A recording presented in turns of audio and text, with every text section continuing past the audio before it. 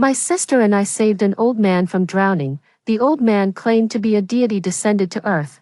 With a grand wave of his hand, golden characters reading 700 points and 7 million appeared. He told us to choose. My sister quickly chose the 7 million, leaving the 700 points for me. My sister happily went to buy a lottery ticket and, sure enough, hit the jackpot, winning 7 million. Meanwhile, I was admitted to Tsinghua University with a perfect score of 700 in the National College entrance exam. With her newfound wealth but no financial sense, my sister squandered it recklessly and soon lost the entire fortune. I knew that getting into Tsinghua was just an opportunity. My real future still depended on my own efforts. I continued to study diligently, leveraging school resources to grow rapidly. After graduation, I teamed up with a wealthy heir to co-found Skynet Group, and my net worth soared to hundreds of billions. My sister couldn't accept the drastic change in our fortunes. At a class reunion, she stabbed me over a dozen times with a knife. I want 700 points. My younger sister pointed at the golden text and shouted excitedly, snapping me back to reality. A dull ache throbbed in my chest. The familiar golden text hovered in midair. I realized I had been reborn. I watched as my younger sister rushed to stand at the 700-point mark. I knew then, she had been reborn too. The golden characters shattered, dissolving into a dazzling light that merged into my sister's body. In my past life, I remember my younger sister was practically fighting to get her hands on that 7 million, sneering at me as she said, with 7 million, who needs to study, sis, a bookworm like you, even with a degree, you'll just end up being a dutiful workhorse for someone else. I love to study. A score of 700 would get me into a top-tier university. It's a tremendous opportunity. I must seize this chance to better myself, because I know that even with 7 million, if your character doesn't match your fortune, it won't last. I stood contentedly beneath the 700 points banner, bathed in its golden glow. Sister, in this life, it's my turn to get into Tsinghua, become the prodigy everyone envies, marry the wealthy young master Damon from the Liu family, and create a business legend. You can just take the money and have your fun, then end up in destitution. She tilted her nose up slightly, her eyes brimming with smugness and provocation. I gave a cold smile, turned, and positioned myself beneath the 7 million sign. My tone was calm, yet it couldn't conceal a wild, surging joy. I have no idea what my sister is saying, but I wish you the best of luck, too. The golden light had completely merged with my body, as if infusing me with a new surge of strength. I checked the balance in my WeChat wallet. It was still a pitiful 60 yuan, my allowance for the week, and hadn't increased at all. The old man said the 7 million would just fall into my lap. I remember in my past life, my sister was the one who bought the lottery ticket, but I'm not one for gambling, let alone pinning my hopes on something as unlikely as a lottery. Just as I was debating whether to make an exception and buy one to try my luck, my phone suddenly rang. Hello, is this Miss Wendy? Our firm has been instructed by the late Mr. Chen to contact you. According to his will, there is an inheritance for you to claim. We'll need you to come in and complete the necessary paperwork as soon as possible. I was stunned, my mind raced, trying to place this Mr. Chen. He was my great-uncle, a distant relative. Was this some kind of deliberate setup? Regardless, I agreed and, after hanging up, headed straight for the law firm. After signing a series of documents, that enormous sum of money, a full 7 million yuan, landed in my account. What an unexpected surprise. Thank you, great uncle. With this money, I bought the phone, computer, and clothes I'd been wanting, along with some cosmetics. Then, I went and treated myself to a proper Chongqing hot pot. Tripe, duck blood, duck intestines. The spicy and fragrant flavors danced on my palate. Absolutely delicious. In my previous life, I was so consumed by research, work, and managing a vast business empire that I neglected the basics like proper meals and rest. While I could afford luxury villas and sample every delicacy under the sun, there were also endless social obligations. No meetings, no reports, and no Damon today. I've shed all those heavy burdens and feel incredibly light and free. Checking into the king room at the 5-star hotel, I even felt the air was fresher than usual. Lying on the soft mattress, I closed my eyes and drifted off to sleep in no time. What a pure, long-awaited, and profoundly deep sleep. Waking up the next day, with sunlight flooding the room. That feeling of utter physical and mental exhaustion had completely vanished. Unlike my sister, I'm different. She only knows how to splurge, has no grasp of financial management, and her extravagant lifestyle has even stirred up envy in others. My sister was lured into starting a business, was ultimately swindled, saw her wealth vanish into thin air, and ended up in utter destitution. As for me, I retained the memories of my past life. Having worked in research and run a business, the memories of my previous life remain vivid. I understand that knowledge changes destiny. Only with sufficient personal capability can one possess greater wealth. Upon returning home, I opened my notebook and began meticulously planning the use of this capital. I recall a publicly traded company named Hears that specializes in environmental technology. This company is developing a novel, conceptually advanced biodegradable material. Based on my investment knowledge of it from a past life, I know full well that its stock will soon surge, with its valuation skyrocketing by tens of times. So, I cautiously invested the $5 million in stocks, anticipating that a market rise would bring substantial returns. With the remaining $2 million, I bought a 200 square meter apartment in the city center. I knew that in the coming years, property prices would multiply. 3. After choosing the 700-point option, my sister not only failed to learn from her past life's mistakes, but became even lazier. She does nothing but play on her phone or watch TV. During class, she actually fell asleep, mumbling in her sleep, "Damon, I love you too." This sent the entire class into fits of laughter. The teacher slammed the table in fury and roared, "Wake up, this is utterly disgraceful." My younger sister woke up groggily and declared nonchalantly, "Whatever.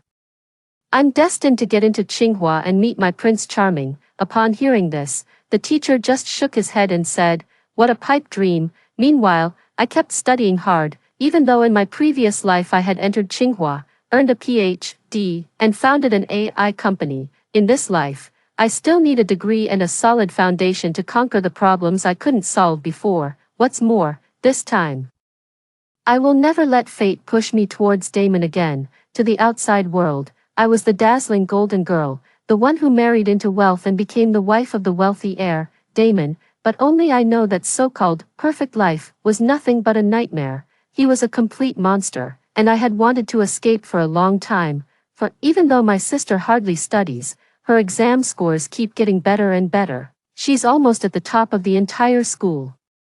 I know that's the power of the 700-point system at work. She went from a struggling student to a top achiever overnight, showered with praise from teachers and classmates, strutting around like you own the place, full of yourself. My little sister saw me studying, snatched my book, glanced at it, and sneered, "Bah, yi, Sion, ga, me, the, ori, sis, so you've given up on the exam and are reading this nonsense instead. I'm telling you, you bookworm, just quit, don't embarrass yourself here.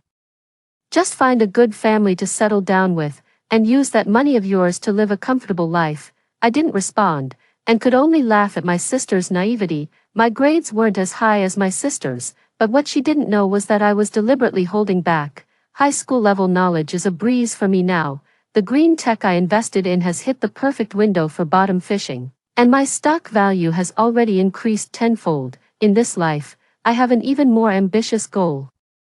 I am determined to rebuild my business empire. 5. I sold my shares in the environmental company and instantly had 50 million. Despite having memories from my past life, I cautiously invested the money into assets like gold and real estate. I also bought a few other stocks and funds, aiming to accumulate more capital. With the college entrance exams drawing closer, the air was thick with tension and pressure. My younger sister, however, was like a chirping little bird, humming tunes all day with a triumphant smile on her face. "Hey sis, I've got a date later." She was putting on her new lipstick, getting all dolled up, and bragging to me, "Wanna know who I'm going out with?" I didn't look up, just kept flipping through the papers in my hands. "I don't want to know, and I'm not interested. Hee, he's my Prince Charming, Damon, a bona fide rich kid," my sister said, her eyes sparkling. "Just so you know, don't get jealous, okay? In this lifetime, he's mine." I let out a cold laugh. "I don't know any Damon. Suit yourself, sis, you didn't get reborn." My sister suddenly blurted out a strange question. "Reincarnation?" I raised an eyebrow, feigning complete bewilderment. have you been watching too many movies, little sister? What's all this reincarnation nonsense? Have you lost your mind? Humph, whether you know or not, she said, tilting her chin up and looking down her nose. I'm warning you, he's mine. You'd better not even think about trying to take him. In this life, everything that was once yours is now mine. Tsinghua University is mine, Damon is mine, and the billionaire CEO is mine too. When I've made it big, maybe I'll consider letting you do some menial work in my company. Well, I suppose I should thank you. Then, with that, I lowered my head back to my book, having no energy for further conversation. Outside the window, the bright sunshine was suddenly blotted out by a mass of dark clouds, casting everything into shadow. My heart sank right along with it. Suddenly, the blare of a car horn sounded from outside, and a sports car screeched to a halt right in front of the house. A familiar face appeared. Damon. My nerves twitched involuntarily, remembering how he had dragged me from the kitchen to the living room, lashing me with a leather whip until I was covered in blood. That sanctimonious hypocrite. He gracefully handed a large bouquet of roses to my sister. Vanessa, I got this for you. Do you like it? My sister gave a soft, demure hum, but the glint of pride and sweetness in her eyes was unmistakable. She took the rose, got into the car with graceful poise, her face radiant with happiness. Damon glanced back in my direction. What's that? My sister, my younger sister asked playfully. So, what do you think of my sister? Damon adjusted his gold-rimmed glasses, his gaze sweeping over me dismissively. She's all right, I guess, not as pretty as you. The younger sister gave a faint smile. Well, at least you have a conscience. But my older sister, she's always holed up in her room tinkering with useless stuff. It's a shame. No matter how hard she tries, she'll never be as good as me. Ha, Damon nodded in agreement. Exactly, no one compares to my Vanessa, who has both brains and beauty. The younger sister continued happily. That's right. Once we both get into Tsinghua University, she'll be green with envy. 6. For the next few days, I buckled down and studied hard, while my younger sister started flooding her social media feed. Luxury goods, jewelry, gourmet food. Mutual friends jokingly commented, asking if she'd landed a sugar daddy. My sister played it cool. He's not exactly a tycoon, more like a wealthy heir. He hasn't said yes yet. Men don't appreciate what comes too easily. I'm going to test him a bit more. Someone recognized him as Damon. The place absolutely erupted. In the eyes of his classmates, Damon had it all: a privileged background, tall, handsome, and refined, a top student who received love letters from countless female classmates. So he actually ended up with Vanessa. They're both top students, and now they're dating too. So enviable. They're like a match made in heaven. Damon is a truly devoted guy. With so many people chasing after him, he only had eyes for Vanessa. A perfect match of talent and beauty. However, this has also stirred up some discontent. TCH, what a performance. Peak green tea behavior, disgusting, acting all high and mighty. Ugh, I'll just smile and say nothing. Suddenly, my phone vibrated, and a friend request from a stranger popped up. Isn't that Damon's profile picture? My blood ran cold in an instant. How on earth did he get my WeChat? Did my sister tell him? But she's so jealous of me, why would she give him my WeChat? I flat out refused, wanting nothing to do with him. A moment later, another friend request popped up. Hi Wendy, I'm Damon, a friend of your sister's. My mind went blank with a dull roar, and a chill ran down my spine. Wendy was what Damon called me in my past life, when I was his wife. Could it be that he has been reborn as well? In my past life, Damon was seen by the world as the perfect man, from a prominent family, immensely talented, and utterly devoted in love. After his deeply beloved ex-girlfriend passed away unexpectedly, he remained single until he met me. He admired my talent and beauty, and helped me found Skynet Corporation. We became the envy of everyone as a power couple. The media heavily promoted our model marriage, hailing us as the perfect love story of two high achievers joining forces. Only I knew the twisted soul he hid within. To satisfy his perverse desires, he even drugged me. When I came to, I was completely drained, racked with a tearing, searing pain. In his villa, I discovered a hidden basement. To my horror, it contained nude photos of me, and even of several other women. A wave of sheer terror washed over me. I realized how truly monstrous he was. When I told him I wanted a divorce, He flew into a rage. He slammed me against the wall, dragged me from the kitchen to the living room, and beat me viciously. He imprisoned me, threatened me and my family, and forced me to obey. My every move was under his control, completely dominated. I have long since come to utterly despise this monster. Why does he still have to cling to me? With that thought, I went ahead and deactivated my WeChat account for good. 7. Sis, Damon is throwing me a birthday party, my sister said, applying her makeup in front of the mirror. A smile played on her lips, her eyes brimming with pride. He said he's booking out the entire Sky Garden restaurant, just for the two of us. By the way, he mentioned you too. Vanessa's voice suddenly turned wary. Seriously, sis, are you jealous? Did you contact him behind my back? I replied coldly, you're overthinking it. I'd be thrilled if you two got together. Her gaze swept over me, full of scrutiny and suspicion. She picked up her bag, turned to leave, but then looked back. That's how it better be. I'm warning you, don't even think about setting your sights on him. As for you, just take your little bit of money and enjoy yourself. Don't go dreaming about my future status as a billionaire CEO. I let out a cold laugh. Where did she get such confidence? Did she really think marrying Damon would make her a billionaire CEO? In my past life, I spent every day buried in data, experiments, and operations. I poured my heart and soul into building Skynet Corporation. Did she really think getting into Tsinghua University automatically makes you a boss? To my surprise, my sister actually brought Damon into the house. That day, when I returned to my room, I found my books had been disturbed. A sense of foreboding crept into my heart. Just as I was about to close the door, Damon suddenly darted out from the shadows to block my way. Wendy, is that you? I've missed you so much. His voice was sickly sweet, like rancid syrup, and it made my skin crawl. I shouted, who are you? Get out. But the next second, he lunged and choked me, his grip so tight I couldn't breathe. Stop pretending. He leaned in close, his eyes fierce and unhinged. I know it was you, otherwise, why would you block me on WeChat? My breath was being squeezed out of me. I tried to pry his hand away. Let go. He chuckled darkly, his tone dripping with menace. Play along nicely, and maybe I'll go easy on you. Don't you want to rebuild Tianwang Group? It was your life's work. How could you possibly succeed without my help? Damn it, Damon still thinks he can control me. Summoning all my strength, I finally found an opening and drove my knee hard into his lower abdomen. He grunted and released his grip. Seizing the chance, I stumbled back a few steps, breathing heavily, my chest heaving. I don't even know you. Get out of here, or I'm calling the police. This entire scene was witnessed by my sister, who had just walked in. Sis, how could you hit my boyfriend?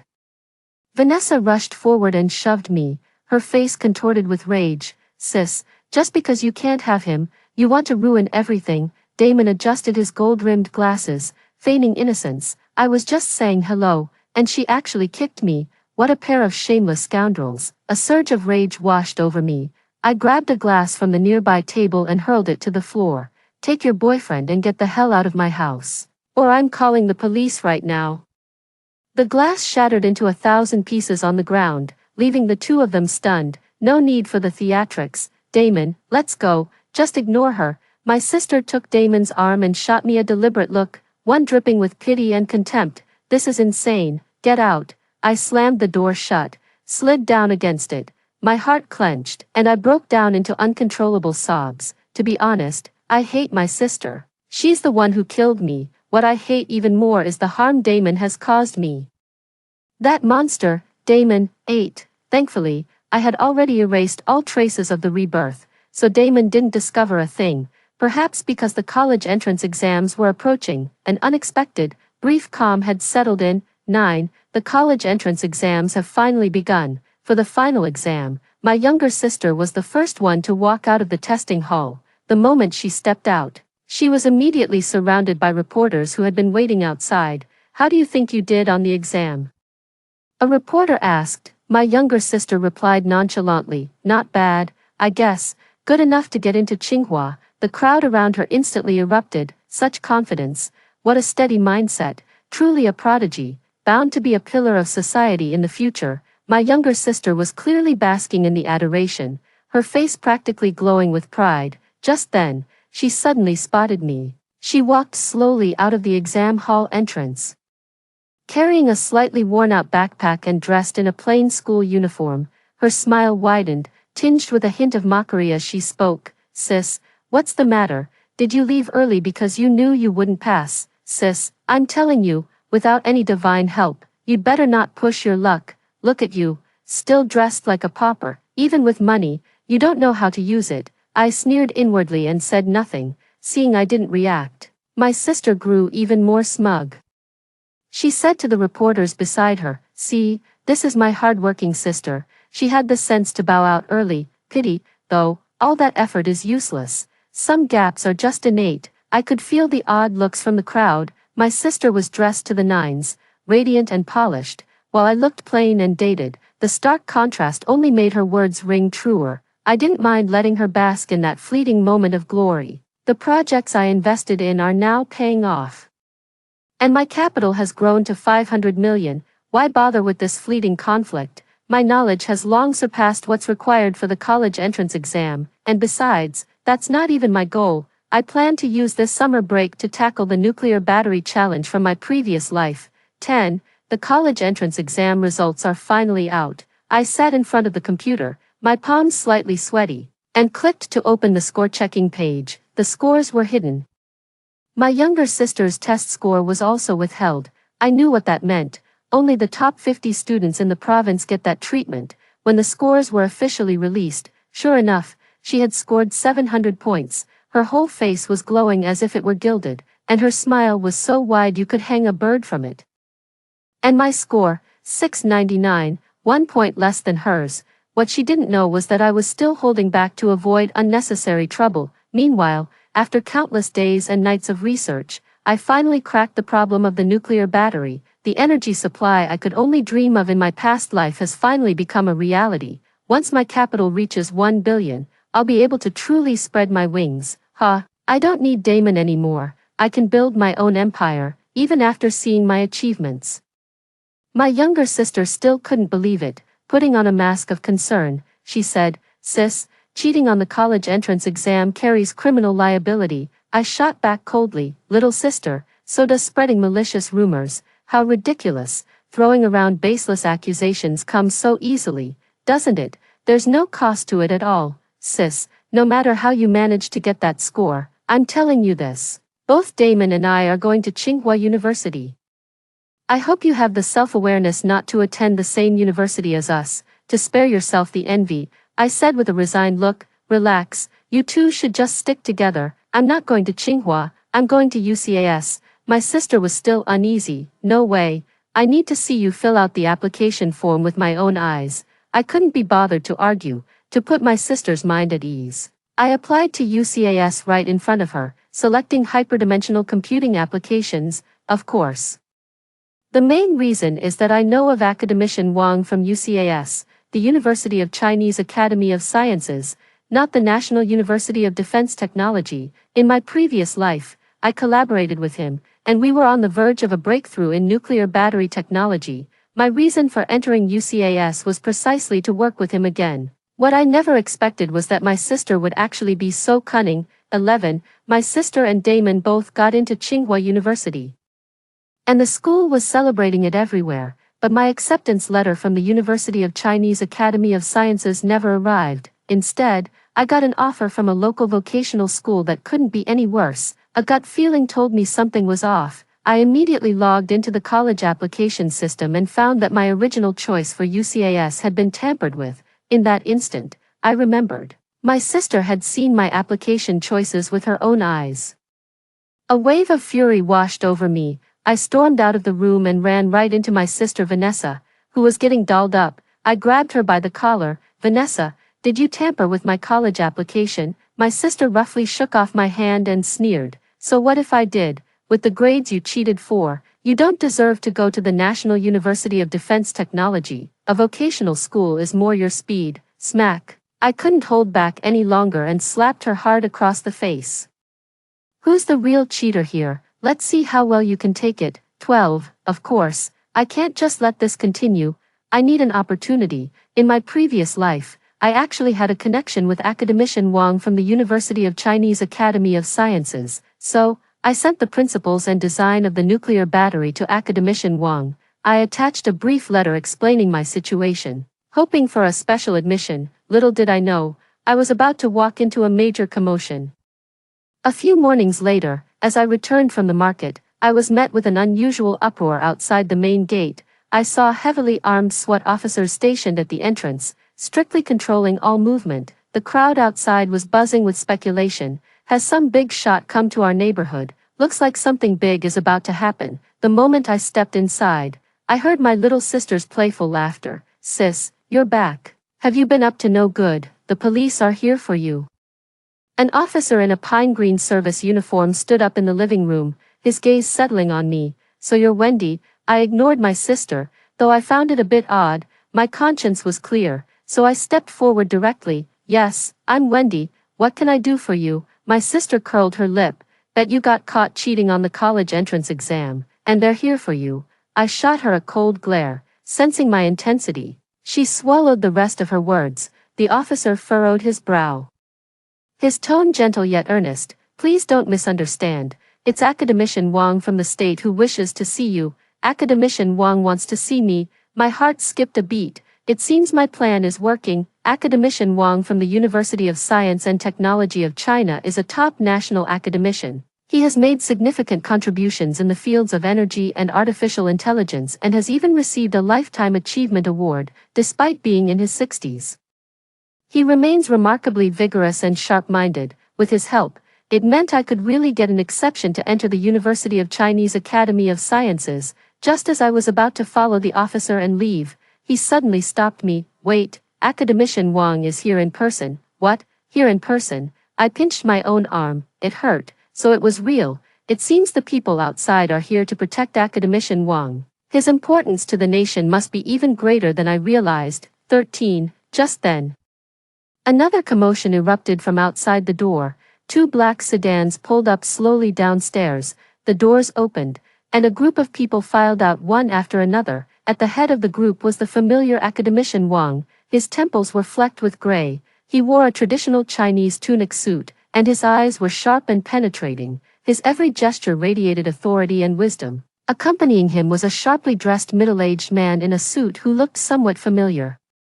Academician Wang stepped forward and, as if he had struck gold, grasped my hand and held it firmly. You must be Wendy, right? I've reviewed your materials. They truly solve my most pressing problem. I'm truly astonished. For someone so young, you possess such profound knowledge. A true prodigy. We have officially decided to make an exception and admit you to the University of Science and Technology of China. We sincerely hope you will accept. Haha, a prodigy, you say? What prodigy? It's nothing more than the result of relentless effort, both in my past life and this one. All my hard work and effort finally paid off. Suppressing my excitement, I quickly nodded and said, Academician Wang, you're too kind. Having the opportunity to attend UCAS is the greatest honor for me. Academician Wang looked at me with approval in his eyes, then turned to the middle-aged man beside him. Theodore, give her the admission letter, quickly. The middle-aged man handed over a bright red admission letter, beaming with a brilliant smile. Student Wendy, I am the president of UCAS. A very warm welcome to our university. I was stunned for a moment. Was this, the president of UCAS personally delivering the admission letter? Am I dreaming? This honor is an absolutely phenomenal achievement in the history of the Gaokao, symbolizing the highest recognition and glory. I accepted the admission letter immediately, expressing my great enthusiasm to attend the University of Chinese Academy of Sciences. I am deeply grateful for Professor Wang's assistance, President Theodore's support, and the opportunity from UCAS. I will definitely report to the university on time. Academician Wang and President Theodore were immensely pleased, nodding their heads in approval. Watching from the side, the younger sister's face turned as green as a leaf, staring at the admission letter. Her face was a mask of confusion, her lips trembling slightly. Wait, is there some mistake? I scored 700 points. Shouldn't I be the one getting admitted? My sister cheated on the Gaokao. Before she could finish, Academician Wang shot her an icy glare. The value and substance of the nuclear battery principles and designs I provided, Academician Wang understands that better than anyone. How could he possibly be swayed by my sister? Academician Wang spoke up. That's correct. It's her. I'm fully aware of the situation, young lady. Spreading rumors can lead to criminal liability. Seeing the officer beside her, my sister instantly felt a pang of guilt. Her face contorted into a complex mix of emotions, confusion, resentment, and fear. Even after Academician Wang had left, my sister still couldn't believe everything that had just happened. My sister could no longer contain her emotions. She rushed up to me, pointed a finger in my face, and yelled, "What gives you the right to get into the National University of Defense Technology? Did you use some underhanded trick?" I said coldly, "I got here on merit, sister. When it comes to being underhanded, you're the expert. You should worry about yourself. Tsinghua doesn't accept just anyone. You'd better not get weeded out."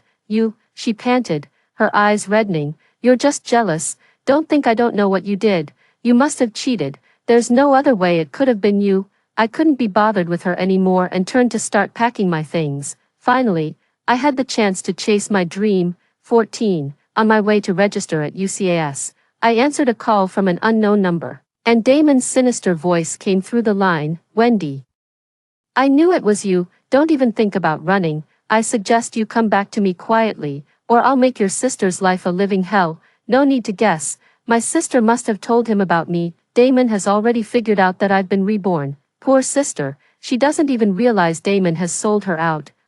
Perhaps in my past life, I cared about my sister's life. But my own sister stabbed me over a dozen times out of jealousy and slandered me. In this life, she even schemed to take everything from me. What little familial bond we had has long since been worn away. Besides, I'm no longer the person who lets Damon push me around. I didn't hesitate for a second before blocking his number. However, Damon wasn't about to give up. Not long after I arrived at school, rumors started swirling online, accusing me of having poor character and cheating on exams. The gossip even claimed I had used family connections with Academician Wang to get into UCAS, making me the talk of the campus and beyond for a while. I know for a fact that Damon and my sister are behind these rumors.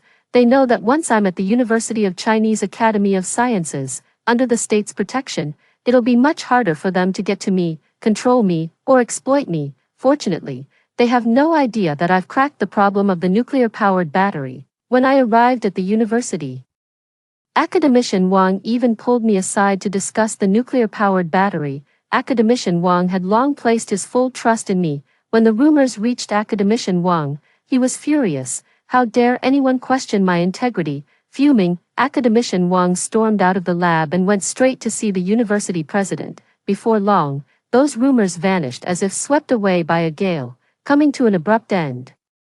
The university president personally intervened to handle the matter and had several rumor-mongering trolls arrested. Damon spent a fortune to quickly distance himself from the affair. 15. Under the research efforts of myself and Academician Wang, the development of the nuclear-powered battery has progressed rapidly. Right now, the global tech community is in the midst of a fervent development boom for AI-powered robots. However, my true objective is to build an AI robot centered around a nuclear-powered battery. This was also the focus of my research in my previous life.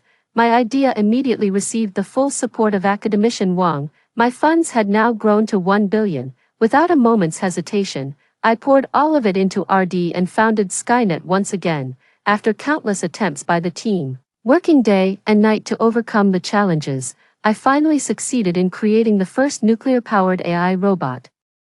I named it the T-800. Its formidable power output and cutting-edge AI technology have long been ahead of the world. During these challenging times, I also found a precious love, Elias, the one who remembers my preferences, understands me, and supports me. We fought side by side, pouring our sweat into the work in the lab, a fulfilling job, a loving relationship, and even the blessing of a child. The T-800 also took on the role of protecting the family. This wonderful life almost made me forget about my sister, and about Damon. I only found out about it from a classmate's casual remark. After getting into Tsinghua University, my sister, lacking real substance, failed multiple courses and even cheated on exams. She was expelled from the university in less than a year, yet, she kept bragging non-stop on social media, flaunting Damon's love for her in her live streams to assert her claim. The next time I saw my sister was in the hospital. That day, I wasn't showing much, and went to the hospital for a gynecology checkup. I saw my younger sister coming out of the proctology department. When my sister saw me, she was startled. "What are you doing here?" She instinctively tugged at her sleeve, as if trying to hide something, but I still caught a glimpse of the bruise on her arm. Even though I knew what a creep Damon was, I couldn't help but ask, "Little sister, after all this time apart, is he really worth it for you?" Yet my words didn't bring her to her senses. Instead, she just sneered coldly. "What do you want to hear?" Hoping to get a laugh at my expense. "Think Damon mistreats me? Well, you must be disappointed. Damon is handsome, rich, and incredibly sweet. He's just a bit energetic in bed. And isn't that all because he loves me? I enjoy it. I love it. Am I making myself clear? I'd gladly get a little surgery for her. Don't act like you know everything. I have the mansion, the designer bags. Look at that jealous face of yours. Isn't it all worth it?" I shook my head. "In that case, there's nothing more to say. Guys like Damon only ever see women as playthings. It takes two to tango. Let people live their own lives." 16. I don't want to look after my sister anymore, and I don't want to run into Damon again. But it was inevitable. One day on my way home, I had this persistent feeling that someone was following me. But whenever I looked back, there wasn't a soul in sight. Just as I was about to turn the corner toward the gate, I suddenly heard footsteps behind me. I quickly turned around, only to be knocked unconscious by a heavy blow to the head. When I came to, I found myself tied up in a basement. I know this basement all too well. It's Damon's secret lair. A wave of damp, frigid air hit me, carrying with it the faint, metallic scent of blood. I saw my sister. She lay not far from me, her face a deathly pale, with no breath left in her. Her clothes were torn to shreds, leaving large swathes of skin exposed. Among the welts and bruises covering her body, deep crimson bloodstains seeped through. I was startled. There was no doubt about it. Damon had done this, yet, upon closer inspection, a faint smile was playing on her lips. Perhaps, to die by her lover's hand was the ending she willingly accepted. The door creaked open, and Damon walked in. "Wendy, I love you so much. Why did you leave me? Why pretend you don't know me? Was I not good enough for you?" He stroked my cheek, his breath reeking and nauseating. "If it weren't for your sister giving me a lead, I'd never have found you." I denied it on the spot. "I don't know you at all." Still trying to play dumb, Damon roared, his tone suddenly turning sinister. His gaze roamed over me without restraint, like a filthy pair of scissors scraping across my skin, making me deeply uncomfortable. "Since you're being so naughty, you'll have to play a more thrilling game with me." He turned to adjust the concoction, flicking the tip of the syringe with an elegance that sent a chill down one's spine. "Soon, you'll understand what true pleasure is, just like your sister did." With that, he pushed his gold-rimmed glasses up the bridge of his nose and licked his lips. A monster in gentleman's clothing. Disgusting. I felt like vomiting. But more than that, I was filled with rage and revulsion. I stared him down, forcing myself to stay calm. "That's strange. What? Aren't you afraid?" "Why should I be afraid?" Damon laughed, his smile twisted and maniacal. "You have no idea what's coming, do you?" "Oh." I laughed in return. "Seems like you're the one who doesn't know what's coming." Warning, unauthorized activity detected. A cold, mechanical voice echoed through the basement's ventilation ducts. Damon's face instantly paled. "What the hell is that?" The next second, the heavy iron door was kicked open. The imposing figure of the T-800 stood in the doorway, its eyes glowing red, fixed directly on Damon. Target confirmed. Initiating protection protocol. "Shit," Damon panicked, grabbing a nearby whip and swinging it wildly, but it was utterly useless. The T-800 charged forward, knocked him to the ground with a single punch, and struck a cool KO pose. Pfft.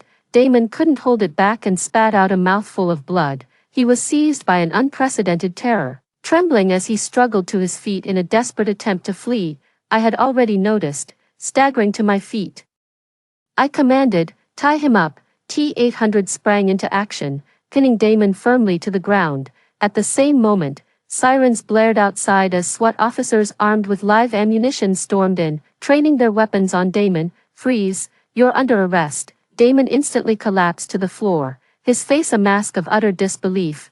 Wendy, my love." Elias burst into the room, threw his arms around me, and held me tight, his eyes red from crying. I tried my best to comfort him, But the tears just wouldn't stop. It was clear he was terrified, more afraid of losing me, and our child, than I had ever imagined. Actually, the moment I sensed someone was following me, I discreetly activated the T-800 from my phone and called the police. On top of that, I was under state surveillance for my own protection. Damon didn't even have a chance to make a move before the police had quietly closed in. And so, Damon was apprehended and taken to the police station, where he would await the full force of the law: drug abuse, kidnapping, torture, murder. The list of his heinous crimes was long. In the end, he was sentenced to death. The glamorous image of the wealthy socialite crumbled, replaced by that of a despicable and depraved criminal. The T-800's outstanding performance garnered even more public attention, with people marveling at the power and potential of this technology. Powered by capital, the formidable T-800 was soon deployed to serve households, finance, healthcare, and more. My wealth snowballed, growing so vast that my net worth far surpassed that of my previous life. I had achieved my ambition. A vast AI commercial empire quietly rose to prominence, propelling humanity to unprecedented heights. In the end, I buried my sister with Damon, binding them together for all eternity. My sister's fate was of her own making. I understand. 700 points. $7 million. The choice gave us a chance. It is crucial that one's virtue matches their position, but personal effort is even more important. Story 2. The day the apocalyptic flood surged up to the 20th floor, my boyfriend instinctively picked up his childhood sweetheart, but he said to me, "I owe her this. If we both survive, we'll get married." After that, he immediately carried his childhood sweetheart and ran towards the rooftop. On the other hand, with my injured leg, was swept into the icy current of the apocalyptic flood. 1. At 5 a.m., the sky in J City was blood red, veiled in a thick mist. In the stillness, it seemed as if something could emerge from the blood-red fog at any moment. When I was a child, my great-grandmother used to say that a red sky foreshadowed heavy rain, floods, and great disasters. I was terrified when I heard that, but as I grew older, I thought these were just legends, nothing to be alarmed about. I checked the weather forecast, which indicated strong convective weather in the coming days. The sweltering heat that had lasted over a month was finally going to subside. Today was the 5th anniversary of my relationship with Kane. When he got home from the night shift, the blood-red sky suddenly unleashed a torrential downpour. Originally, we had planned to go out and celebrate, but given the weather, it seemed impossible. While Kane was taking a shower, I quietly placed the gift box next to the breakfast. However, as soon as he stepped out of the bathroom, his phone rang. He glanced at the downpour outside the window and was about to hang up, but when he saw the caller ID, he immediately answered the call. "Kane, it's raining cats and dogs. The sky outside is so terrifying. I feel so cold, and I'm shaking all over.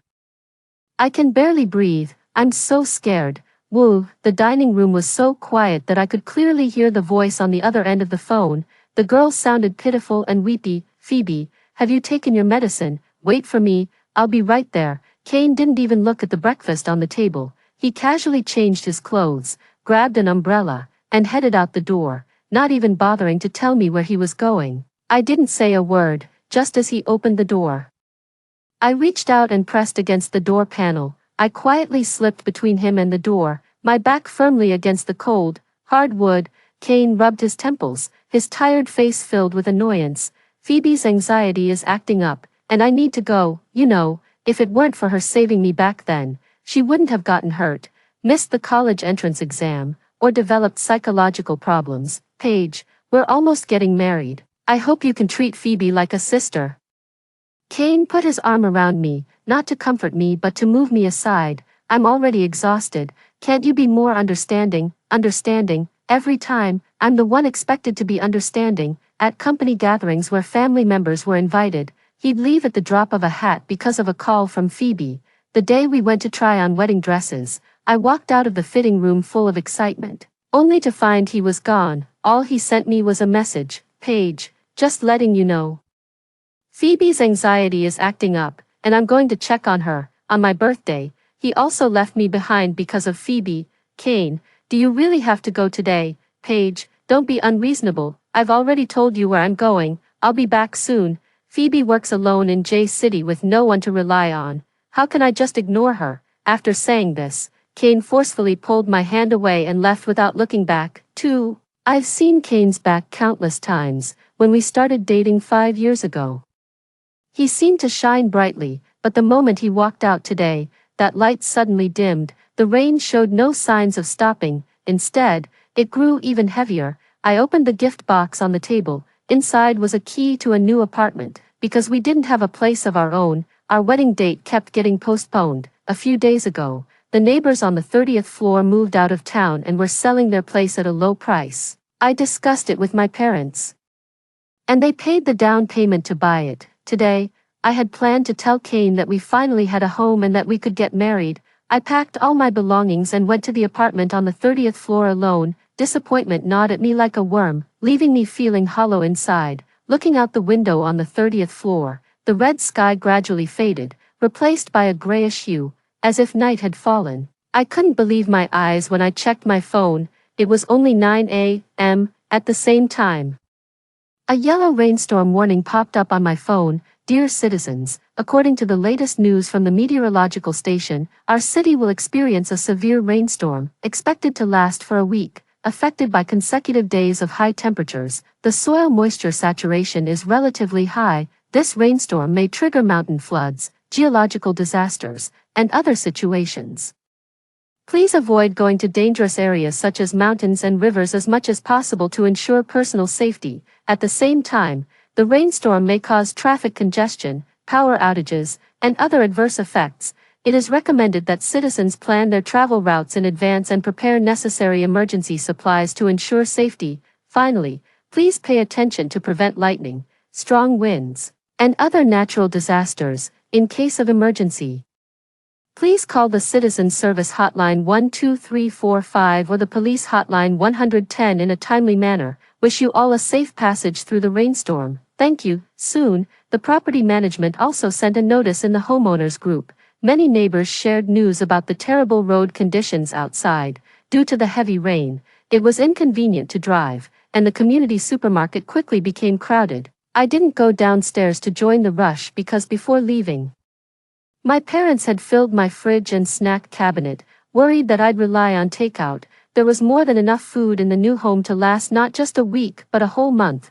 Although it was summer, the howling wind outside made it feel as cold as late autumn. Streams of water flowed through the community. More and more neighbors returned from work, and students were dismissed early or given a holiday because of the heavy rain.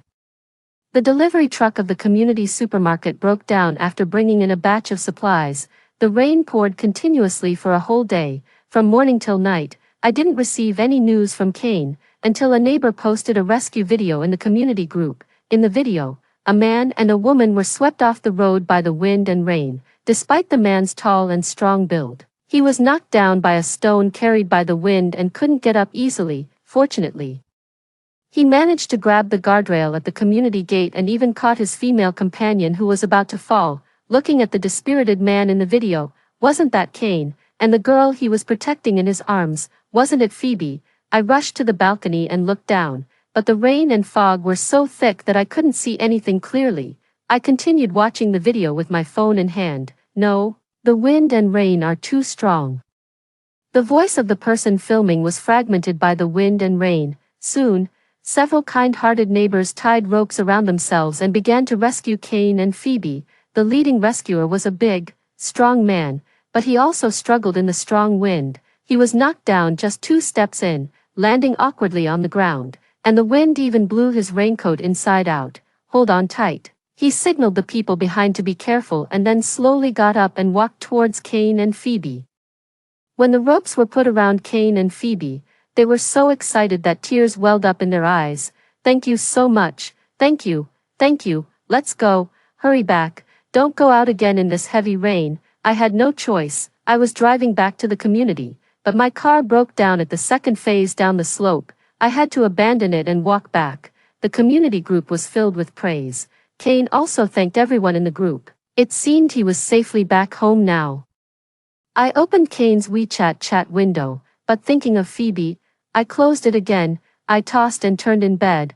When I woke up the next day and checked my phone, I saw a post on Phoebe's moments. The caption read, "My fate with most people is fleeting, but but with you, it's a bond of life and death, enduring forever. There were 3 pictures attached, one of Kane's sleeping profile, one of the 2 of them sleeping in each other's arms with their fingers intertwined, and one of them struggling to move forward in the rainstorm. The last photo was a bit blurry, but it was clearly a screenshot from the video in the community group yesterday. Although they had faced life and death danger yesterday, at this moment, I was so angry that my hands were shaking. I immediately called Kane. The phone was answered quickly, but it wasn't Kane's voice. Kane is asleep and can't answer the phone right now. Paige, you should understand now who Kane really loves.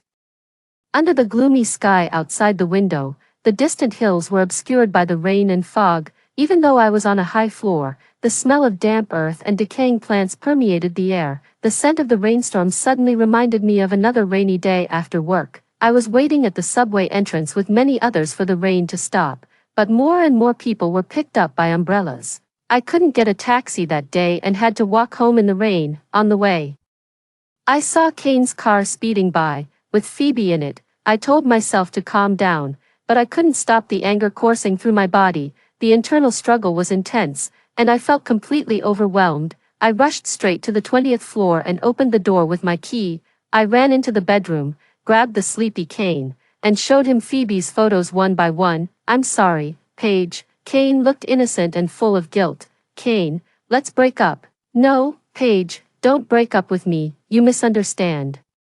We almost got swept away and died in the rainstorm yesterday. Phoebe's rented place is on low ground, and it was already flooded up to the 3rd floor yesterday.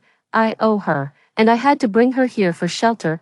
Phoebe started crying pitifully and reached out to hold my hand to apologize. I felt disgusted and pushed her away. She lost her balance and stumbled to the ground. I was so angry that I almost laughed. What's with the fake fall? I didn't push that hard, it's all my fault. I'm so sorry, Kane, I caused Paige to misunderstand. I'll leave right now. Phoebe pretended to cry and started to leave. I didn't believe she'd really go. Where could she go in this storm? Kane, however, got anxious and jumped out of bed to stop her. Paige, I love you, trust me, I'll sort this out. Boom, crash. Just as Kane and Phoebe were arguing, a loud rumble suddenly came from outside the window. In an instant, the sky darkened, and a huge wave, as if from nowhere, surged forward like a giant beast. The low-lying buildings were almost instantly submerged. The sound of buildings collapsing and people's cries for help were silenced by the overwhelming wave, turning into a desolate, soundless scene. The buildings in our community's first phase were located on the highest hill in the area. Even so, they couldn't withstand the powerful flood. The windows shattered instantly under the wind and rain. In just a few seconds, the floodwater reached the 20th floor. I was knocked down by the surging water, and my back was pinned down by something, making it impossible for me to move. Paige, run, go to the rooftop. When Kane saw me fall, he turned to come to my aid, but Phoebe, who had been threatening to leave, clung to Kane in terror. Kane, I can't breathe, Kane. As she spoke, she fainted in Kane's arms. I half leaned against the bay window, holding onto the bed railing tightly. Kane glanced at the flood behind me and then at Phoebe in his arms. Paige, hold on, wait for me, I'll come back for you. If we survive, we'll get married right away. Kane left with Phoebe in his arms. He didn't see that Phoebe, who was supposed to be unconscious, secretly opened her eyes and gave me a triumphant smile. Before leaving, she deliberately pulled the door shut, cutting off my only way to escape. The floodwater slammed against my body again and again. My nose and mouth were filled with muddy floodwater. Broken branches and debris lashed at me like sharp knives, torturing me as if I were being executed by Ling Chi, slowly killing me. After struggling violently, I was shivering all over, and everything went black before my eyes. 3. When I opened my eyes again, I was lying in someone else's bed. Paige, you're awake. The face of Grandma Rebecca came into view. She was my upstairs neighbor, a lonely elderly woman. Grandma, she's awake. I turned my head at the sound, and a man with a distinctive leg, a mechanical prosthetic, walked towards me. How are you feeling? Is there anywhere that hurts? Looking up, I saw the man's face clearly. It was Lawson, Grandma Rebecca's adopted grandson. When did his leg become like this? For the chaotic memories suddenly became clear. It was Lawson who saved me. I thought I would die in the flood. Grandma Rebecca and Lawson were the ones who rescued me. When the massive flood hit, Grandma Rebecca saw many neighbors running towards the rooftop. When she opened the door, she saw Kane also running upstairs, but she noticed that the girl in his arms wasn't me. Worried about my safety, she asked Lawson to go downstairs and check on me immediately. Lawson waded through the water, broke down the door, and risked his life to save me. His arms were covered in scratches from the debris in the flood. Thank you for saving me, dear child, don't mention it. If it weren't for you saving me back then, this old woman would have been long gone. I met Grandma Rebecca 2 years ago in winter. We were in the same elevator on our way home when I noticed she didn't look well and kept clutching her chest. I asked if she needed help, but she just waved me off. When the elevator reached the 20th floor, I didn't rush home. I kept an eye on Grandma Rebecca. Just as the elevator door was about to close, she suddenly fainted inside. I stopped the elevator and immediately called 120. I accompanied her to the hospital and paid for the emergency treatment fees. That's when I learned that Grandma Rebecca was a lonely old woman with no family. Fortunately, after the emergency treatment, Grandma Rebecca was out of danger. The next day, Lawson rushed over. He was wearing a military uniform and looked extremely tired from the overnight train journey. He saluted me and said he was Grandma Rebecca's grandson. I was confused at the time, wondering when Grandma Rebecca got such a grown-up grandson. Later, I found out that Grandma Rebecca's deceased son was Lawson's former platoon leader. Back then, Lawson's legs were still fine. My arm throbbed with pain from the wound. Grandma Rebecca brought over a bottle of Yunnan Baiyao. This is all we have at home. Bear with it, dear. Grandma will help you apply the medicine. I burst into tears and threw myself into Grandma Rebecca's arms. Maybe it was the relief of surviving the disaster, or the sudden care after so much despair. I couldn't stop my tears from flowing. I told Grandma Rebecca about every bit of my relationship with Kane over the past few years, all my efforts and the grievances pent up inside me. I said I was truly blind. And it wasn't until this disaster struck that I finally saw Kane clearly. The rainstorm outside the window gradually subsided, the surging floodwaters still raged on, the mobile phone signal was intermittent, and I couldn't find any information about the arrival of this massive flood. I couldn't get through to 110, 120, or 119. As soon as I caught a signal, I immediately texted my parents to let them know I was safe. My parents said it had been raining heavily at home, and there had been disasters. Fortunately, there were many mountains in our hometown, and they had all gone to the mountaintop. They told me not to worry. Before I could finish speaking, the call was cut off. I tried calling back several times, but I couldn't get through. The corridor was bustling with people, all survivors who had managed to escape from downstairs. Some were still in a state of shock, some were crying softly, and some were so wet and exhausted that they collapsed in the corner, while there was still water. Grandma Rebecca boiled a lot of hot water for the neighbors in the corridor to rest and recuperate. Before nightfall, amidst the atmosphere of despair, a glimmer of hope finally arrived. The rain stopped, but the water and electricity in the building were completely cut off. I had thought that after the rain stopped, the floodwaters wouldn't rise any further, but soon, the water level rose again. Before long, it became unsafe to stay on the 22nd floor where Grandma Rebecca lived. Lawson started packing up all the food, water, and medicine that could be taken away. Grandma Rebecca, I bought a house on the top floor some time ago. You can come and stay with me. 5 people in the corridor also began to run towards the rooftop one after another. From a distance, I heard a man crying upstairs. I would recognize that voice even if it were turned to ashes. It was Kane. I put on Lawson's baseball cap and hid behind the crowd. Soon, I saw Kane at the stairway on the 29th floor. He was crying bitterly, and 2 neighbors were holding him back, preventing him from leaving. Please, let me go. My girlfriend is still on the 20th floor. I have to save her. Brother, the floodwaters have already reached the 23rd floor. If your girlfriend is on the 20th floor, I'm afraid she's already gone. You'll be risking your life if you go down now. Yes, she surely hopes you can live on. Don't do anything stupid. For a moment, everyone was sighing over Kane's deep affection. But only I knew that when it came to life and death, he had abandoned me and run away with Phoebe in his arms. As if accepting the reality, he stopped struggling, collapsed, and knelt on the ground. Phoebe stood behind Kane and reached out to pull him up, but Cain swayed and shook off her hand. Phoebe could only pat his back repeatedly, telling him to accept the loss and forget about me. Cain's behavior made me suddenly confused, thinking about the past. There were actually signs that he didn't love me. Whenever we had conflicts, he always thought he was right, even when he knew he was wrong. He would always find excuses to justify himself and shift the blame onto me, especially when Phoebe was involved. In the end, I was the one seen as overbearing, the one losing my temper, ridiculously. In the eyes of others, he was still a good person, so, what was he feeling sad about now? It was laughable. Belated affection was cheaper than grass. My love for him had long been swept away by this flood. A resident on the 29th floor, seeing how heartbroken Cain was and fearing he might do something irrational, invited him to rest at home. The rain stopped, and night fell, but the corridor wasn't dark at all. Looking out of the corridor window, I saw a stunning blue-green glow in the pitch-black night sky. Aurora. How could there be an aurora here? The colors in the sky changed eerily like in a science fiction movie, dyeing the floodwaters and the buildings, whose lower parts were submerged, an eerie green.